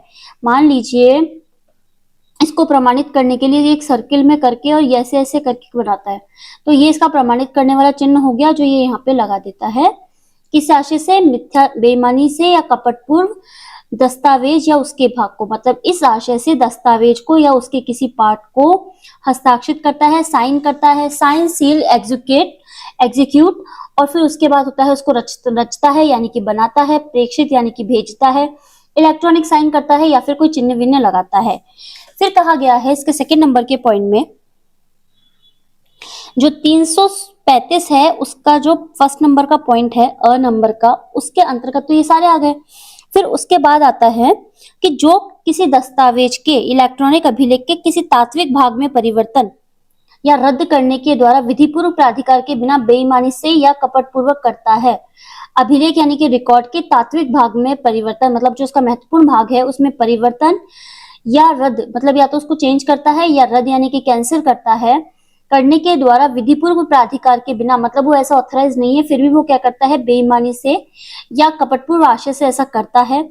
विकृत चित्ता में होने के कारण परिवर्तन के संबंध में ना जान सके, तो क्या कह रहा है, जो किसी व्यक्ति द्वारा यह जानते हुए कि ऐसा व्यक्ति किसी दस्तावेज या इलेक्ट्रॉनिक अभिलेख की विषय वस्तु को या परिवर्तन के रूप को विकृत या मत्ता की हालत के कारण नहीं जान सकता या उस प्रवंचना के कारण जो उससे की गई है नहीं जानता, उस दस्तावेज या इलेक्ट्रॉनिक अभिलेख को बेईमानी से कपटपूर्वक हस्ताक्षरित करता है, मुद्रांकित करता है या निष्पादित करता है या किसी इलेक्ट्रॉनिक अभिलेख पर अपने इलेक्ट्रॉनिक चिन्हित किया जाता है तो वैसा करता है, ये कहा जाता है। इसका मतलब हो गया मिथ्या दस्तावेज किस किस तरीके से रचे जाएंगे वो यहाँ पे बताए गए हैं।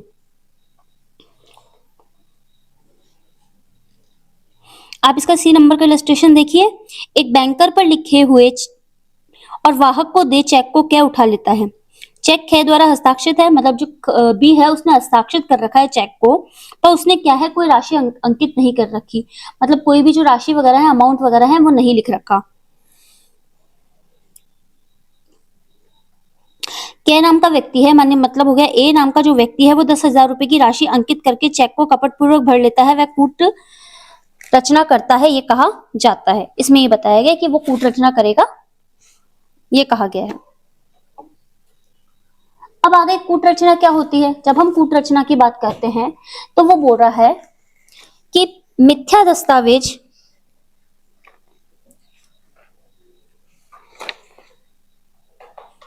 जो कोई किसी मिथ्या दस्तावेज या मिथ्या इलेक्ट्रॉनिक अभिलेख, ये हो गया मिथ्या दस्तावेज यानी कि फॉल्स डॉक्यूमेंट या फॉल्स इलेक्ट्रॉनिक रिकॉर्ड।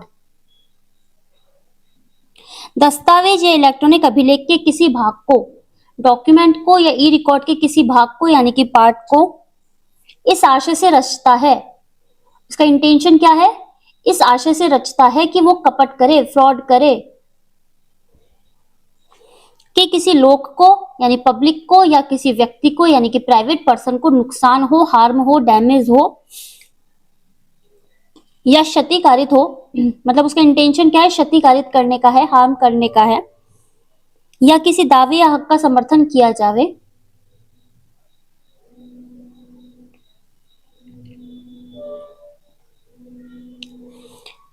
या कोई व्यक्ति क्या करे अपनी संपत्ति को अलग कर दे, ये सब चीजें करता है,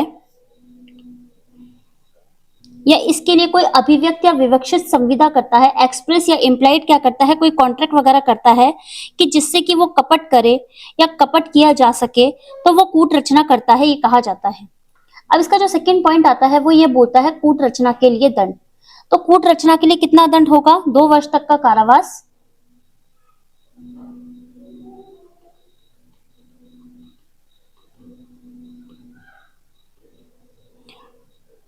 और जुर्माना। ये किसका, इसका 336 का जो सेकंड नंबर का पॉइंट है ना वो बोल रहा है। फर्स्ट नंबर के पॉइंट में तो ये कॉन्सेप्ट क्लियर कर दिया, सेकंड नंबर के पॉइंट में हमको पनिशमेंट बता दिया। अब जो थर्ड नंबर का पॉइंट है ना वो ये हमको बोल रहा है कि जो कोई कूट रचना करेगा वो दोनों में से किसी बातें की, ये तो सेकंड पॉइंट में बता दिया, थर्ड नंबर के पॉइंट में बता रहा है जो कोई कूट रचना इस आशय से करेगा, इस इंटेंशन से के साथ करेगा कि वह दस्तावेज या इलेक्ट्रॉनिक अभिलेख किसी कूट रचना की जाती है, छल के प्रयोजन से यानी चीटिंग करने के लिए उपयोग में लाई जाए, वह दोनों में से किसी भांति के कारावास से जिसकी अवधि होगी, यानी चीटिंग करने के इंटेंशन से ऐसा कर रहा है तो 7 वर्ष तक का कारावास और जुर्माने से दंडित किया जाएगा। ठीक है। फिर इसका फोर्थ नंबर का पॉइंट बोल रहा है जो कोई कूट रचना इस आशय से करेगा कि वह दस्तावेज या इलेक्ट्रॉनिक अभिलेख की जिसकी कूट रचना की जाती है किसी पक्षकार की ख्याति की अपहानि करेगा, यानी क्या हो रहा है यहाँ पे रेपुटेशन को हार्म किया जा रहा है और इसलिए कि उसका रेपुटेशन को हानि करने के लिए उसको उपयोग किया जा सके तो 3 वर्ष तक का कारावास, 3 वर्ष तक का कारावास और जुर्माने से दंडित किया जाएगा। ठीक है। उम्मीद करती हूँ आप लोग एक्ट लेके बैठे होंगे, मतलब आप बीएनएस पढ़ने आए हैं तो आपके पास उसका एक्ट तो होगा ही, तो आप इसके फोर्थ नंबर के पॉइंट को देख सकते हैं, अंडरलाइन कर सकते हैं उसके अंदर। ठीक है ना। फिर सेकंड जो इसका सेक्शन आ रहा है 337, वो वही सेक्शन है जो है आईपीसी का 466, बात कर रहा है कि न्यायालय के अभिलेख की या लोक रजिस्टर आदि की कूट रचना, जो कोई किसी ऐसे डॉक्यूमेंट की इलेक्ट्रॉनिक रिकॉर्ड की जिसका कि किसी कोर्ट का या कोर्ट में रिकॉर्ड या प्रोसीडिंग होना या गवर्नमेंट के द्वारा किसी पहचान दस्तावेज जिसके अंतर्गत पहचान पत्र वगैरह रखा गया है, यानी कि आइडेंटिफिकेशन वगैरह रखी गई है, आइडेंटिटी कार्ड वगैरह नहीं होते हैं, आप कोई आधार कार्ड हो, कोई क्या होता है यहाँ पे दे रखा है, स्पेसिफाई कर रखा है, आधार कार्ड हो गया, आधार कार्ड, विवाह का प्रमाण पत्र, मैरिज सर्टिफिकेट हो गया ना। फिर इसके बाद आ गया कोई अंत्योष्टि का रजिस्टर, मतलब व्यक्ति मर गया, उसकी अंत्येष्टि क्रिया वगैरह कर गई तो उसका रजिस्टर हो गया, या लोक सेवक द्वारा लोक सेवक के नाते रखा गया रजिस्टर्ड होना तात्पर्य है। तो इसका मतलब ये मान लीजिए कि भाई न्यायालय के रिकॉर्ड के लिए कोई डॉक्यूमेंट वगैरह रखे गए हैं, या कोई जो ऑफिसेज वगैरह होते हैं जिसमें आधार कार्ड होता है, बच्चे का जन्म प्रमाण पत्र होता है, मृत्यु प्रमाण पत्र होता है, इन सब चीजों के संबंध में अगर कोई कूट रचना करेगा तो 7 वर्ष तक का कारावास और जुर्माने से दंडित किया जाएगा। ठीक है, इसके बाद बात करेंगे हम 338 की। 338 क्या बात कर रहा है? मूल्यवान प्रतिभूति, विल इत्यादि की कूट रचना। तो जो कोई मूल्यवान प्रतिभूति यानी वैल्यूएबल सिक्योरिटी, विल वगैरह हो गई, कोई अडॉप्शन वगैरह हो गया, या फिर कोई जो मूल्यवान प्रतिभूति यानी वैल्यूएबल सिक्योरिटी पर कोई मूल्य, ब्याज या लाभांश वगैरह प्राप्त करा है उसके संबंध में, या किसी धन जंगम संपत्ति यानी कि मूवेबल प्रॉपर्टी या वैल्यूएबल सिक्योरिटी को प्राप्त करने या देने के लिए धन के भुगतान के लिए कोई निस्तारण पत्र वगैरह जो होते हैं, किसी जंगम संपत्ति या मूल्यवान प्रतिभूति का जो संपत्ति का निस्तारण वगैरह होता है उसके संबंध में अगर कूट रचना करेगा तो 10 वर्ष तक का कारावास और जुर्माने से दंडित किया जाएगा। अब बात करते हैं 339 ऑफ बीएनएस। ये वही सेक्शन है जो है आईपीसी का 474। तो ये बोल रहा है जो प्रोविजन अभी हम 337 और 338 में पढ़ के आए हैं उसमें जो डॉक्यूमेंट वगैरह हैं उससे कूट रचित जानते हुए, ये मान लीजिए आधार कार्ड है, जानते हैं आप नकली है, उसको असली के रूप में जानते हुए उसे अपने कब्जे में रखेगा। असली के रूप में लाने का आशय रखने से उसको अगर अपने कब्जे में रखेगा, यदि वह धारा दस्तावेज धारा 337 में हो, यहाँ पे 337 आएगा, ये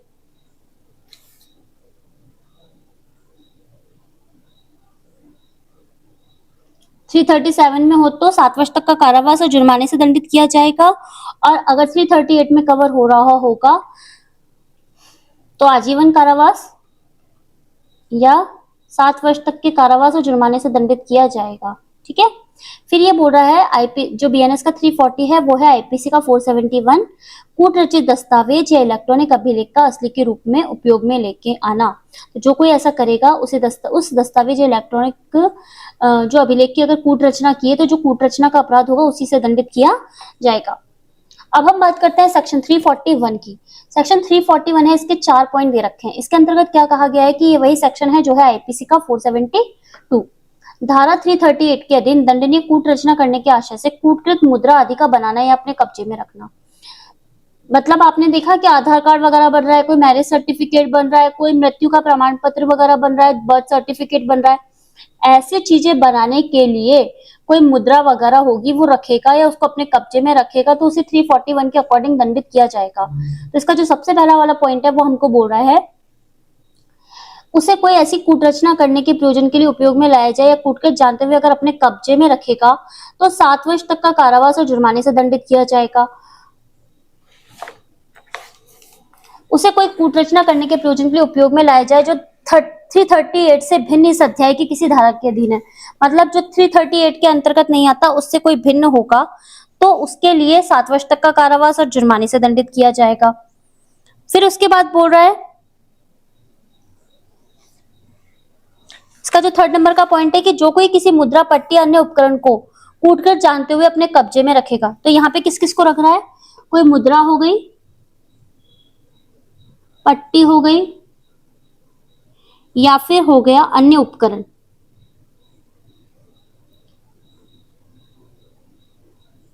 इनको क्या करेगा? अपने कब्जे में रखेगा तो 3 वर्ष तक का कारावास और जुर्माने से दंडित किया जाएगा। और जो कोई किसी मुद्रा पट्टी अन्य उपकरण को कूटकर जानते हुए या उसके बारे में विश्वास रखते हुए कि कपटपूर्वक या बेईमानी से इसे असली के रूप में अगर उपयोग किया जा सके तो उसे उसी रीति से दंडित किया जाएगा मानो उसने उस प्रकार की मुद्रा पट्टी या अन्य उपकरण का निर्माण या उसे कूटकर किया हो। ठीक है, फिर आता है 342। ये जो सेक्शन है ना ये है बीएनएस का 342 और ये वही सेक्शन है जो है आईपीसी का 475। क्या बोल रहा है कि 338 में वर्णित जो दस्तावेज वगैरह थे ना उनके अधिप्रमाणीकरण के लिए उपयोग में लाई जाने वाली अभिलक्षणा या चिन्ह की कूटकृति बनाना या कूटकर चिन्हयुक्त पदार्थ को अपने कब्जे में रखना। तो जो कोई ऐसा करेगा उसे 7 वर्ष तक का कारावास और जुर्माने से दंडित किया जाएगा। फिर 343 बीएनएस बोलता है कि ये वही सेक्शन है जो है आईपीसी का 477। तो ऐसे बोल रहा है विल, दत्तक ग्रहण, प्राधिकृत या मूल्यवान प्रतिभूति वगैरह को कपटपूर्वक तरीके से कैंसिल करेगा, नष्ट वगैरह करेगा, तो 2 वर्ष तक के कारावास और जुर्माने से दंडित किया जाएगा। फिर इसके बाद आती है लेखा का मिथ्याकरण। ये इंपॉर्टेंट हो जाता है हमारे लिए। तो जो कोई भी क्या करेगा, लिपिक अधिकारी या सेवक,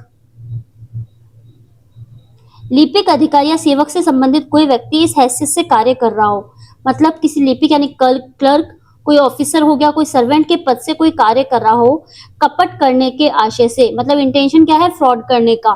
किसी पुस्तक, बुक हो गई, पेपर हो गया, लेख यानी कि लेख वगैरह होता है ना, वो हो गया, इलेक्ट्रॉनिक अभिलेख हो गया, ई रिकॉर्ड हो गया, प्रतिभूति हो गई, वैल्यूएबल सिक्योरिटी हो गई। लेख को नष्ट करने का,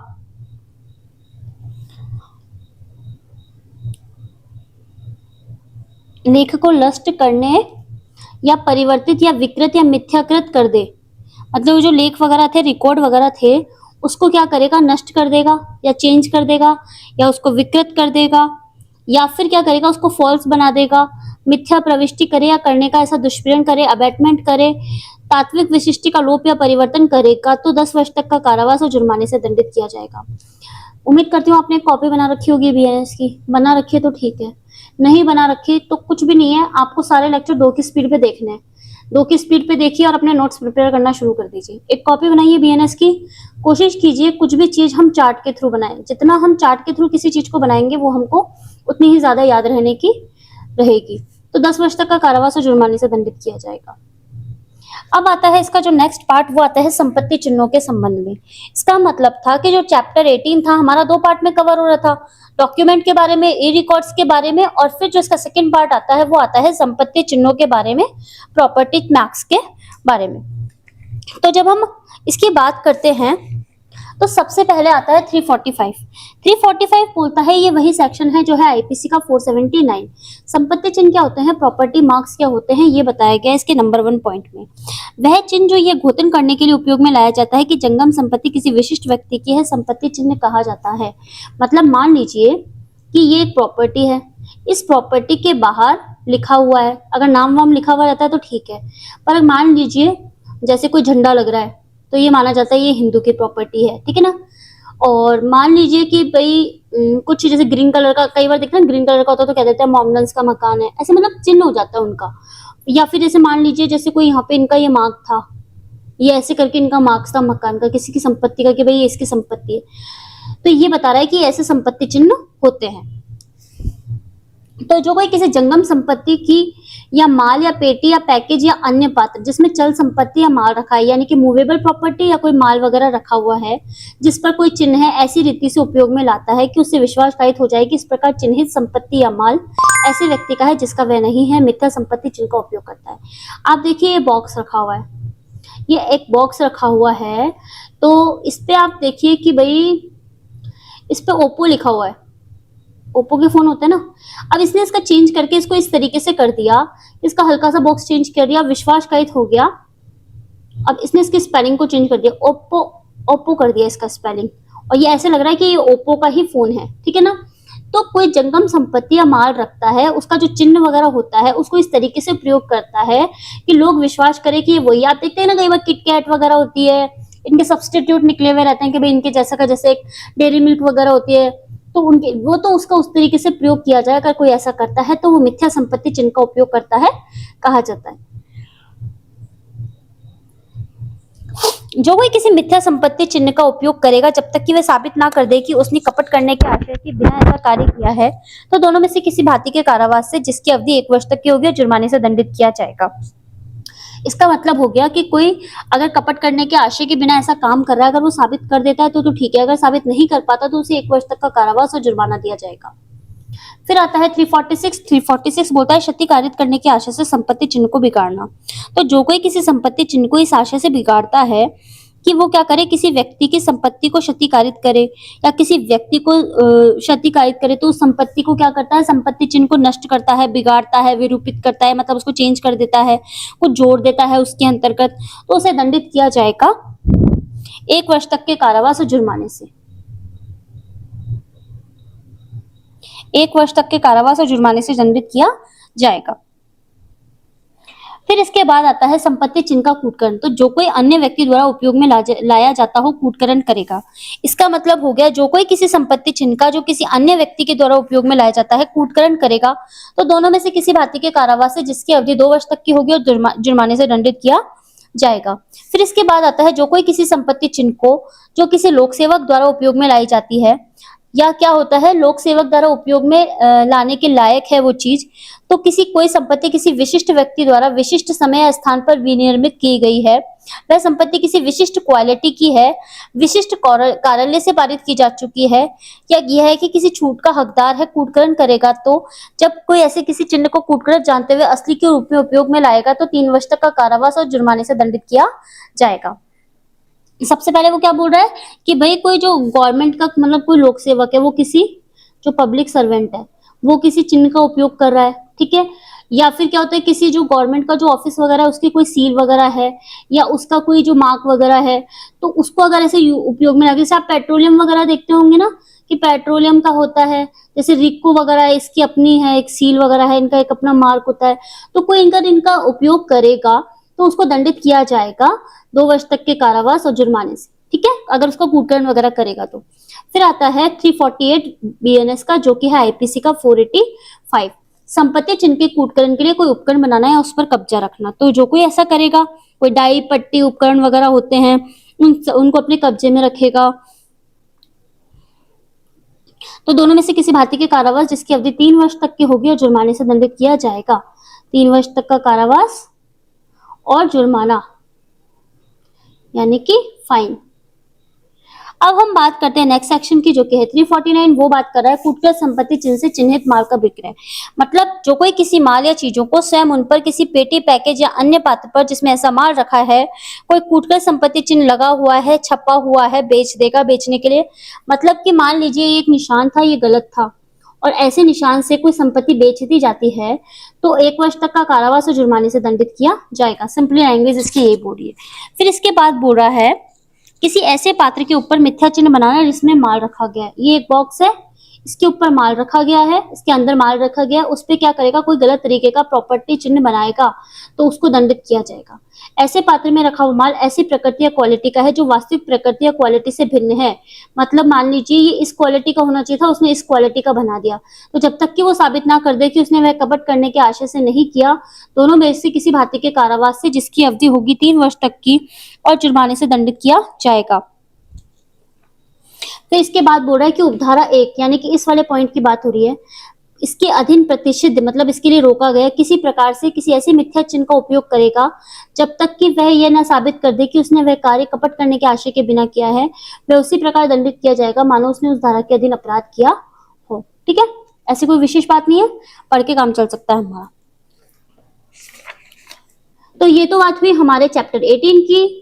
चैप्टर 18 हमने कवर कर लिया है। अब हम बढ़ेंगे चैप्टर 19 की तरफ।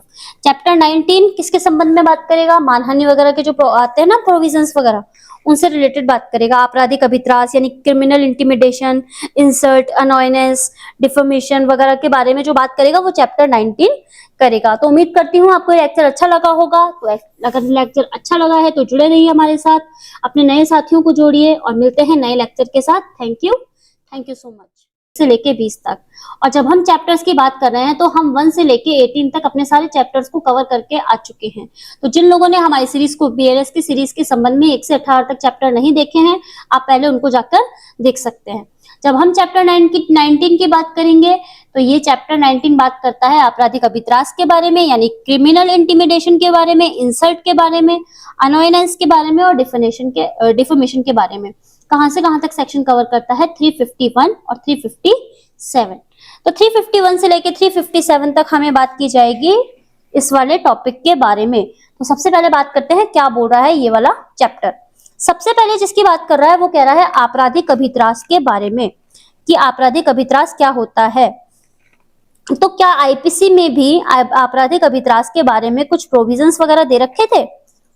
आपराधिक अभित्रास वाला जो चैप्टर था उस मतलब आपराधिक अभित्रास का कोई चैप्टर था क्या जो हमको आईपीसी के अंतर्गत दे रखा था? तो बिल्कुल दे रखा था। जब हम बात करते थे चैप्टर 22 की, चैप्टर 22 ऑफ आईपीसी हमको बात करता था आपराधिक अभित्रास के बारे में। जो सेक्शन कवर करते थे 503 से 510 तक। इसके अंतर्गत हमको बताया गया था आपराधिक अभित्रास, अपमान और क्षोभ के विषय में। मानहानि के लिए अलग से चैप्टर दे रखा था, मानहानि की बात उसमें नहीं कर रखी थी। ठीक है, मानहानि के लिए आया था हमारा चैप्टर 21 बात करता था हमें मानहानि के संबंध में, लेकिन इन्होंने क्या किया, मानहानि को इसमें शामिल कर दिया और अब हमारा चैप्टर बन गया है 19। तो बात क्या करता है, आपराधिक अभित्रास के बारे में। तो इसके अंतर्गत क्या होता है, जो कोई किसी अन्य व्यक्ति के शरीर, ख्याति या संपत्ति को, या किसी ऐसे व्यक्ति के शरीर या ख्याति की जिससे कि वो व्यक्ति हितबद्ध है, कोई क्षति करने की धमकी उस अन्य व्यक्ति को इस इंटेंशन के साथ देता है कि उसे सत्रास कारित हो। सत्रास का मतलब डर लगे, समझिए, डर लग रहा है उसको, या उसे ऐसी धमकी के निष्पादन का परिवर्जन करने के साधन स्वरूप कोई ऐसा कार्य कराया जाए जिसे करने के लिए वो वैध रूप से आबद्ध ना हो। मतलब वो वैध रूप से उस काम को करने के लिए आबद्ध नहीं है, लेकिन उसको कहा जा रहा है कि तुम ये काम करो, और उसको ऐसे काम करने के लिए मना किया जाता है जिसके लिए वो वैध रूप से हकदार नहीं है, तो वह आपराधिक अभित्रास करता है, कहा जाता है। किसी ऐसे मृत व्यक्ति की ख्याति को क्षति करने की धमकी जिससे वह व्यक्ति हितबद्ध है, इस धारा के अंतर्गत आता है। ठीक है, अब आप बात करते हैं कि क्या हुआ इसका। तो आपराधिक अभित्रास क्या होता है, इसमें दी जाती है क्षति करने की धमकी। किसको दी जाती है, मतलब या तो स्वयं के जो शरीर वगैरह, ख्याति वगैरह होती है उसको हानि, या उससे जो हितबद्ध व्यक्ति होता है, मान लीजिए ए को दी गई है इस तरीके की धमकी, या तो ए को खुद के लिए दी गई है, या बी उससे हितबद्ध व्यक्ति है इसके लिए दी गई है। इसको ऐसा काम करने के लिए कहा जाता है जिसके लिए वो वैध रूप से हकदार नहीं है, या इसको ऐसा काम करने के लिए मना किया जाता है जिसके लिए वो वैध रूप से हकदार है। तो ये सब करके क्या करता है, सत्रास कारित किया जाता है, मतलब भय कारित किया जाता है, उसके अंतर्गत डर लाया जाता है कि भाई तुम ऐसा करो, नहीं तो तुम्हारे संग ऐसा कर दिया जाएगा। तो क्या होता है इसके अंतर्गत, सबसे पहले आएगा इसका सेकंड पॉइंट। ये बोल रहा है हमको आपराधिक अभित्रास करने के लिए दंड कितना होता है। तो दंड आता है 2 वर्ष तक का कारावास और जुर्माना। ठीक है, और यदि धमकी, मृत्यु या घोर उपपत्ति कारित करना, अग्नि द्वारा किसी संपत्ति का नाश कारित करने की, या मृत्यु दंड से, या आजीवन कारावास, या 7 वर्ष तक की अवधि के कारावास, या दंडनीय अपराध, या किसी स्त्री पर असतित्व का लांछन लगाने के आशय से अगर ऐसा किया जाएगा तो 7 वर्ष तक का कारावास और जुर्माने या दोनों से दंडित किया जाएगा। क्या बोल रहा है, तो जो कोई मृत्यु, घोर उपपत्ति कारित करने, अग्नि के द्वारा संपत्ति को नष्ट करने, किसी को मृत्यु दंड से या आजीवन कारावास से दंडित कराने के लिए, किसी व्यक्ति को 7 वर्ष से अधिक अवधि के कारावास से दंडनीय अपराध कराने के लिए, या किसी स्त्री पर असतित्व का लांछन लगाने के आशय से अगर ऐसा आपराधिक अभित्रास वगैरह किया जाता है तो वो व्यक्ति 7 वर्ष तक के कारावास और जुर्माने से दंडित किया जाएगा। अब इसका जो 4th नंबर का पॉइंट है वो ये बोल रहा है कि लोक शांति भंग कराने को प्रकोपित करने के आशय से जानबूझकर अपमान करना। तो जो कोई किसी व्यक्ति को सार से अपमानित करेगा, यानी इंटेंशन के साथ उसकी इंसल्ट करेगा, या उस व्यक्ति को इस आशय से प्रकोपित करेगा कि उसके प्रकोपन से लोक शांति भंग हो या कोई अन्य अपराध कारित किया जाए, तो वो 2 वर्ष तक के कारावास या जुर्माने से दंडित किया जाएगा। ठीक है, ये तो था 352। लेकिन उससे पहले एक और था, जो कोई अनाम सूचना द्वारा या उस व्यक्ति को जिसने धमकी दी हो नाम या निवास छिपाने की पूर्वधानी कर आपराधिक अभित्रास करेगा, उसे 2 वर्ष तक के कारावास या जुर्माने से दंडित किया जाएगा। ये इसका 4th पॉइंट था। ठीक है ना, 351 का 4th नंबर का पॉइंट था। अभी सेकंड पॉइंट हम ऑलरेडी पढ़ के आ चुके हैं, ये वाला, किसी जानबूझकर किसी व्यक्ति को अपमानित कर रहा हो। देखिए ना, लोक शांति भंग कराने को प्रकोपित कारित करने के आशय से अगर साक्ष्य अपमान करेगा तो दोनों में से किसी भांति के कारावास जो 2 वर्ष तक। अब आता है लोक रिष्टि कारक वक्तव्य। ये हमारे आईपीसी में भी इंपॉर्टेंट हुआ करता था, तो बीएनएस में भी इंपॉर्टेंट है। क्या है इसके अंतर्गत, इस पे क्या आता है, शॉर्ट नोट भी आ जाता है, शॉर्ट नोट। और प्री में तो आता ही है कि लोक रिष्टि कारक वक्तव्य कहाँ लिखा गया, तो आप पीएनएस में 353 देखेंगे और आईपीसी में 505 देखेंगे। तो क्या होता है इसके अंतर्गत, जो कोई किसी कथन, मिथ्या जानकारी या जनश्रुति या रिपोर्ट को इस इंटेंशन के साथ कि कोई भी जो भारत की सेना वेना है उससे सैनिक विद्रोह की संभावना हो जाए, जो जनरल पब्लिक वगैरह होती है उसमें कोई भय हो जाए, उसमें कोई सत्रास वगैरह कारित हो जाए, या किसी कोई व्यक्ति राज्य या लोक शांति के विरुद्ध अपराध करने के लिए उत्प्रेरित हो जाए, मतलब उसने ऐसे कोई वक्तव्य कहे हैं, ऐसे कोई शब्द कहे हैं जिससे कि जो पब्लिक के लोग हैं वो क्या करे, स्टेट के विरुद्ध या जो लोक शांति वगैरह होती है उसको भंग करने का प्रयास करे, एक वर्ग विशेष या समुदाय द्वारा दूसरे वर्ग के प्रति घृणा या वैमनस्य की भावना फैलाई जाए, तो जो कोई ऐसा करेगा उसे 3 वर्ष तक का कारावास और जुर्माने से दंडित किया जाएगा। अब हम बात करते हैं नेक्स्ट सेक्शन की। जब फिर बोल रहा है इसका सेकंड पॉइंट कि रिपोर्ट को इस आशय से की जिससे संभाव्य हो कि उससे व्यक्तियों का कोई वर्ग या समुदाय किसी दूसरे वर्ग, ये तो हमने देख ही लिया था कि जो कोई मिथ्या जानकारी या जनश्रुति या सत्रासकारी समाचार अंतर्निविष्ट करने वाली किसी कथन या रिपोर्ट को इस आशय से कि संभाव्य हो कि विभिन्न धार्मिक मूलवंश भाषा प्रादेशिक समूह जातियों में या अन्य किसी आधार पर पैदा हो संप्रवर्तित करेगा, रचेगा, प्रकाशित या परिचालित करेगा। मतलब इस तरीके का कोई व्यवहार करेगा कि जिससे जो समूह वगैरह होते हैं, धार्मिक समूह वगैरह होते हैं, उनमें किसी तरीके का कोई विभेद वगैरह उत्पन्न हो जाए तो उसे दंडित किया जाएगा 3 वर्ष तक के कारावास और जुर्माने से। ठीक है। फिर बोल रहा है कि जो उपधारा 2 का जो अपराध था, अगर वो किसी पूजा के स्थान, किसी उपासना के स्थान पर या किसी जमाव में जो धार्मिक पूजा या कर्म में लगे हों, अगर उनके बीच में ऐसा किया जाएगा तो 5 वर्ष तक का कारावास या जुर्माने से दंडित किया जाएगा। अब किसी जमाव में धार्मिक पूजा क्या हो गया, देखते हैं ना, कई बार सामूहिक हनुमान चालीसा होती है, सामूहिक नमाज अदा की जाती है, तो अगर उनके बीच में अगर ऐसा कुछ किया जाएगा तो 5 वर्ष तक का कारावास और जुर्माने से दंडित किया जाएगा। फिर ये बोल रहा है व्यक्ति को विश्वास दिलाने के लिए उत्प्रेरित करके कि वे दैवी प्रसाद का भाजन होगा अगर कोई कार्य करवाया जाता है तो 1 वर्ष तक का कारावास और जुर्माने से दंडित किया जाता है। ये वही सेक्शन है जो है आईपीसी का 508। फिर बात करता है मत व्यक्ति द्वारा लोक सीन में अवचार।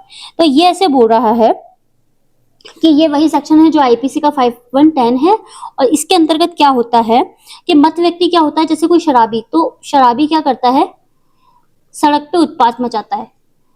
मतलब लोग सो रहे हैं आराम से रात को, लेकिन ये आके क्या करता है, उत्पात मचा रहा है रोड के ऊपर। तो सबसे कम जो बीएनएस के अंतर्गत हमारे दंड दिया जाता है वो यहीं पे दिया जाता है, 24 घंटे का कारावास और 1000 रुपए का जुर्माना। तो अगर मत व्यक्ति के द्वारा लोक स्थान में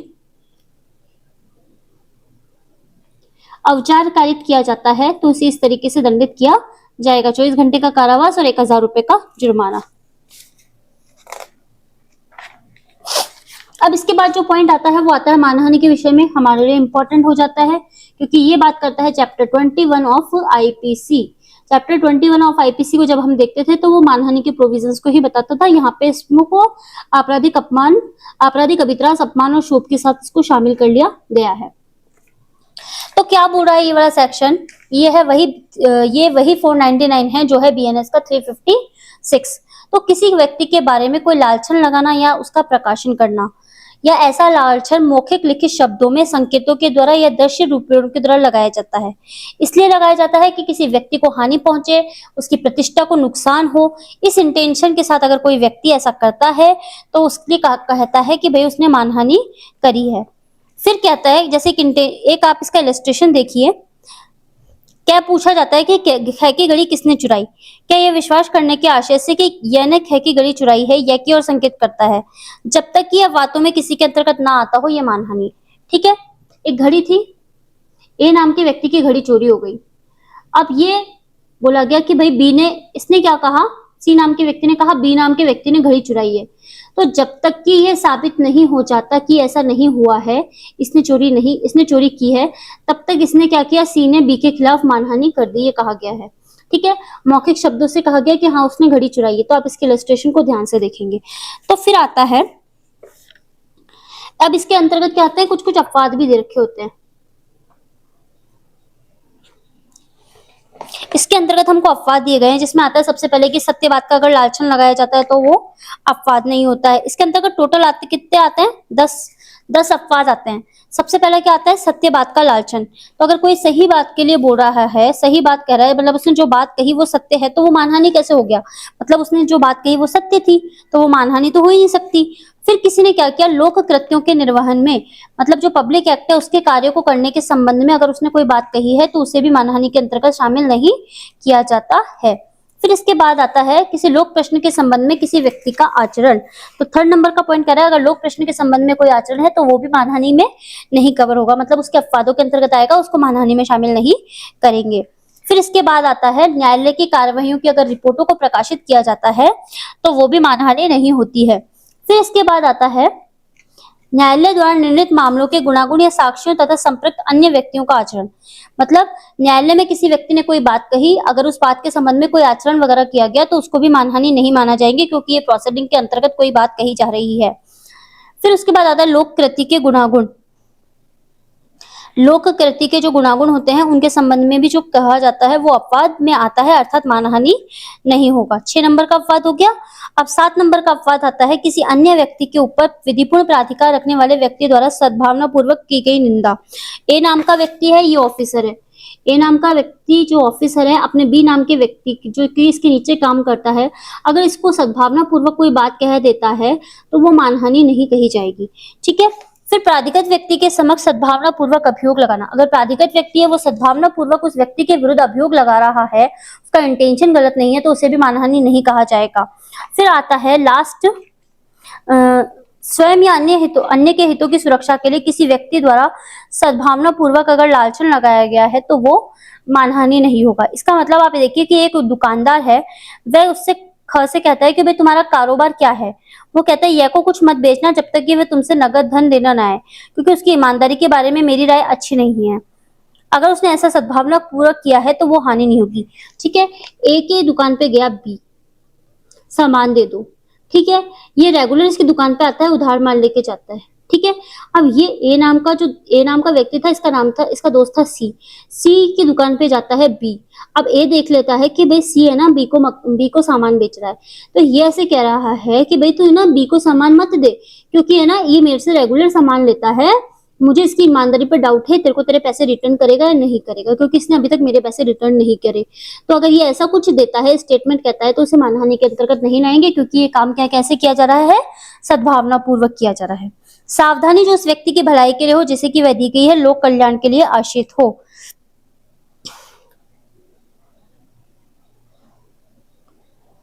अगर ऐसा किया जाता है तो वो भी मानहानि नहीं होगा। फिर इसके बाद कहता है मानहानि के लिए दंड तो 2 वर्ष तक का कारावास और जुर्माना या दोनों होगा, और मानहानि कारक जानी हुई बात को मुद्रित या उत्कीर्ण करेगा, प्रकाशित वगैरह करेगा तो 2 वर्ष तक का कारावास और जुर्माना होगा, और मानहानि कारक विषय रखने वाले मुद्रित या उत्कीर्ण पदार्थ को बेचेगा करेगा तो भी 2 वर्ष तक का कारावास और जुर्माने से दंडित किया जाएगा। अब इसके बाद आता है 357 बोलता है असहाय व्यक्तियों की परिचर्या करने की और उसकी आवश्यकताओं की पूर्ति करने की संविदा का भंग करने के विषय में। अब आप बोलेंगे मैम ये कहां से आ गया, ये तो उसमें था ही नहीं, मानहानि के अंतर्गत तो नहीं आता था। मानहानि के अंतर्गत नहीं आता था, इसके संदर्भ में आता था एक छोटा सा चैप्टर। कौन सा? 19 चैप्टर देखते थे ना आप, तो उसमें 3 सेक्शन आते थे। 3 सेक्शंस में जब आते थे तो 491 आता था। 491 आता था, वो यही बात करता था आईपीसी का, जो बात कर रहा है बीएनएस का 357 क्या बात कर रहा है? असहाय व्यक्तियों की परिचर्या करने, उसकी आवश्यकताओं की पूर्ति करने की संविदा का भंग करने के विषय में अगर कोई काम किया जाता है तो 3 मास तक का कारावास और जुर्माना जो कि होगा 500 रुपए से दंडित किया जाएगा। इसके अंतर्गत क्या होता है, जो कोई किशोर अवस्था के कारण असहाय है, कोई चित्त विकृति के कारण असहाय है, या किसी रोग वगैरह के कारण असहाय है, अपनी निजी आवश्यकताओं की पूर्ति करने के लिए असमर्थ है, तो उसकी आवश्यकताओं की पूर्ति करने के लिए आबद्ध होते हुए अगर कोई व्यक्ति लोभ करेगा तो उसे 3 मास का कारावास और 5000 रुपए के जुर्माने से दंडित किया जाएगा। ठीक है। अब आता है हमारा ये लास्ट चैप्टर कौन सा है? चैप्टर 20 के साथ हम बीएनएस को कर देंगे खत्म, फिनिश हो जाएगी हमारी बीएनएस। सबसे क्या बोल रहा है ये बीएनएस का चैप्टर 20? निरसन यानी रिपील के बारे में और व्यावृत्ति के विषय में। कौन सा सेक्शन है? 358, क्योंकि 1 से लेके 358 तक हमारे बीएनएस में आते हैं। ठीक है।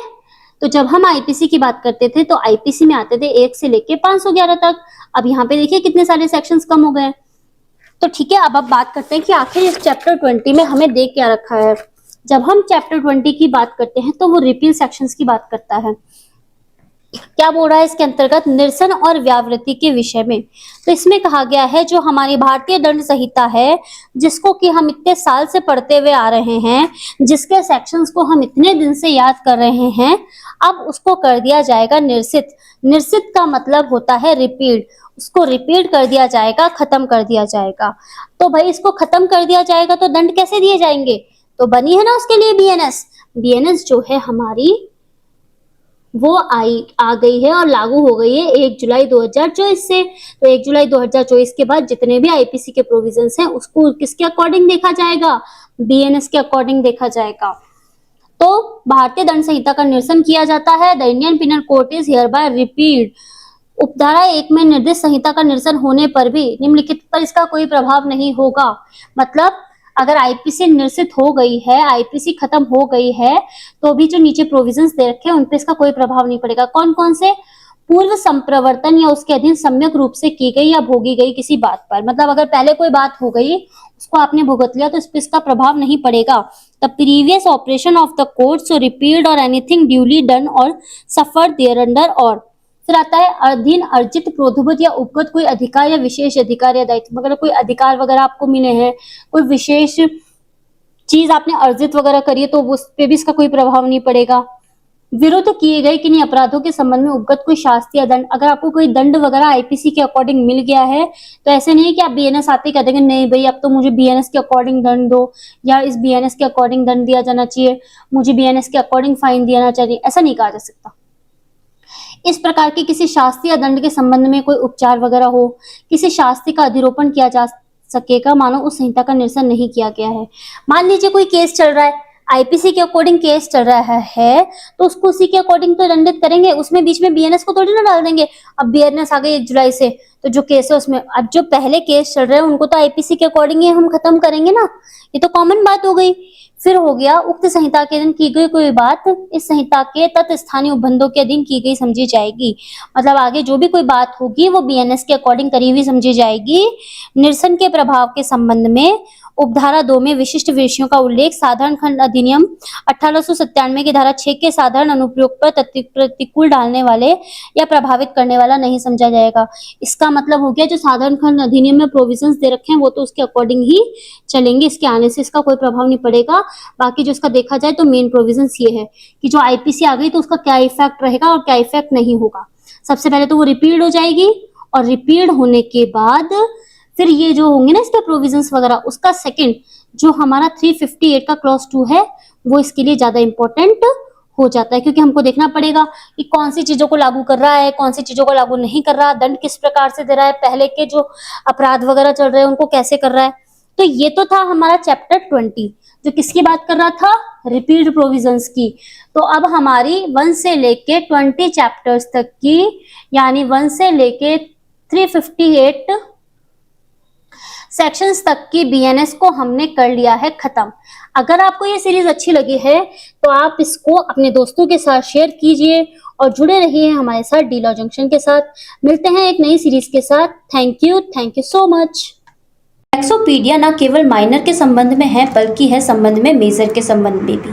आखिर क्या है इंडेक्सोपीडिया के अंदर? इंडेक्सोपीडिया में आते हैं इंडेक्स।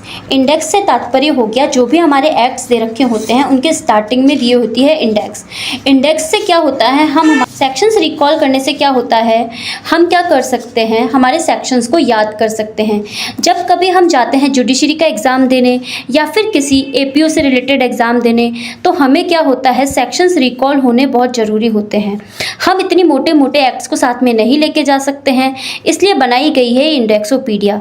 ये हो गई हमारी माइनर के संबंध में इंडेक्सोपीडिया और ये हो गई हमारे मेजर के संबंध में इंडेक्सोपीडिया। इसमें ना केवल पुराने एक्ट्स हैं बल्कि हमारे जो नए एक्ट शामिल हुए हैं इनको भी इस इंडेक्सोपीडिया में शामिल किया हुआ है, यानी बीएनएस, बीएनएसएस और बीएसए भी हमारे इस इंडेक्सोपीडिया में शामिल है।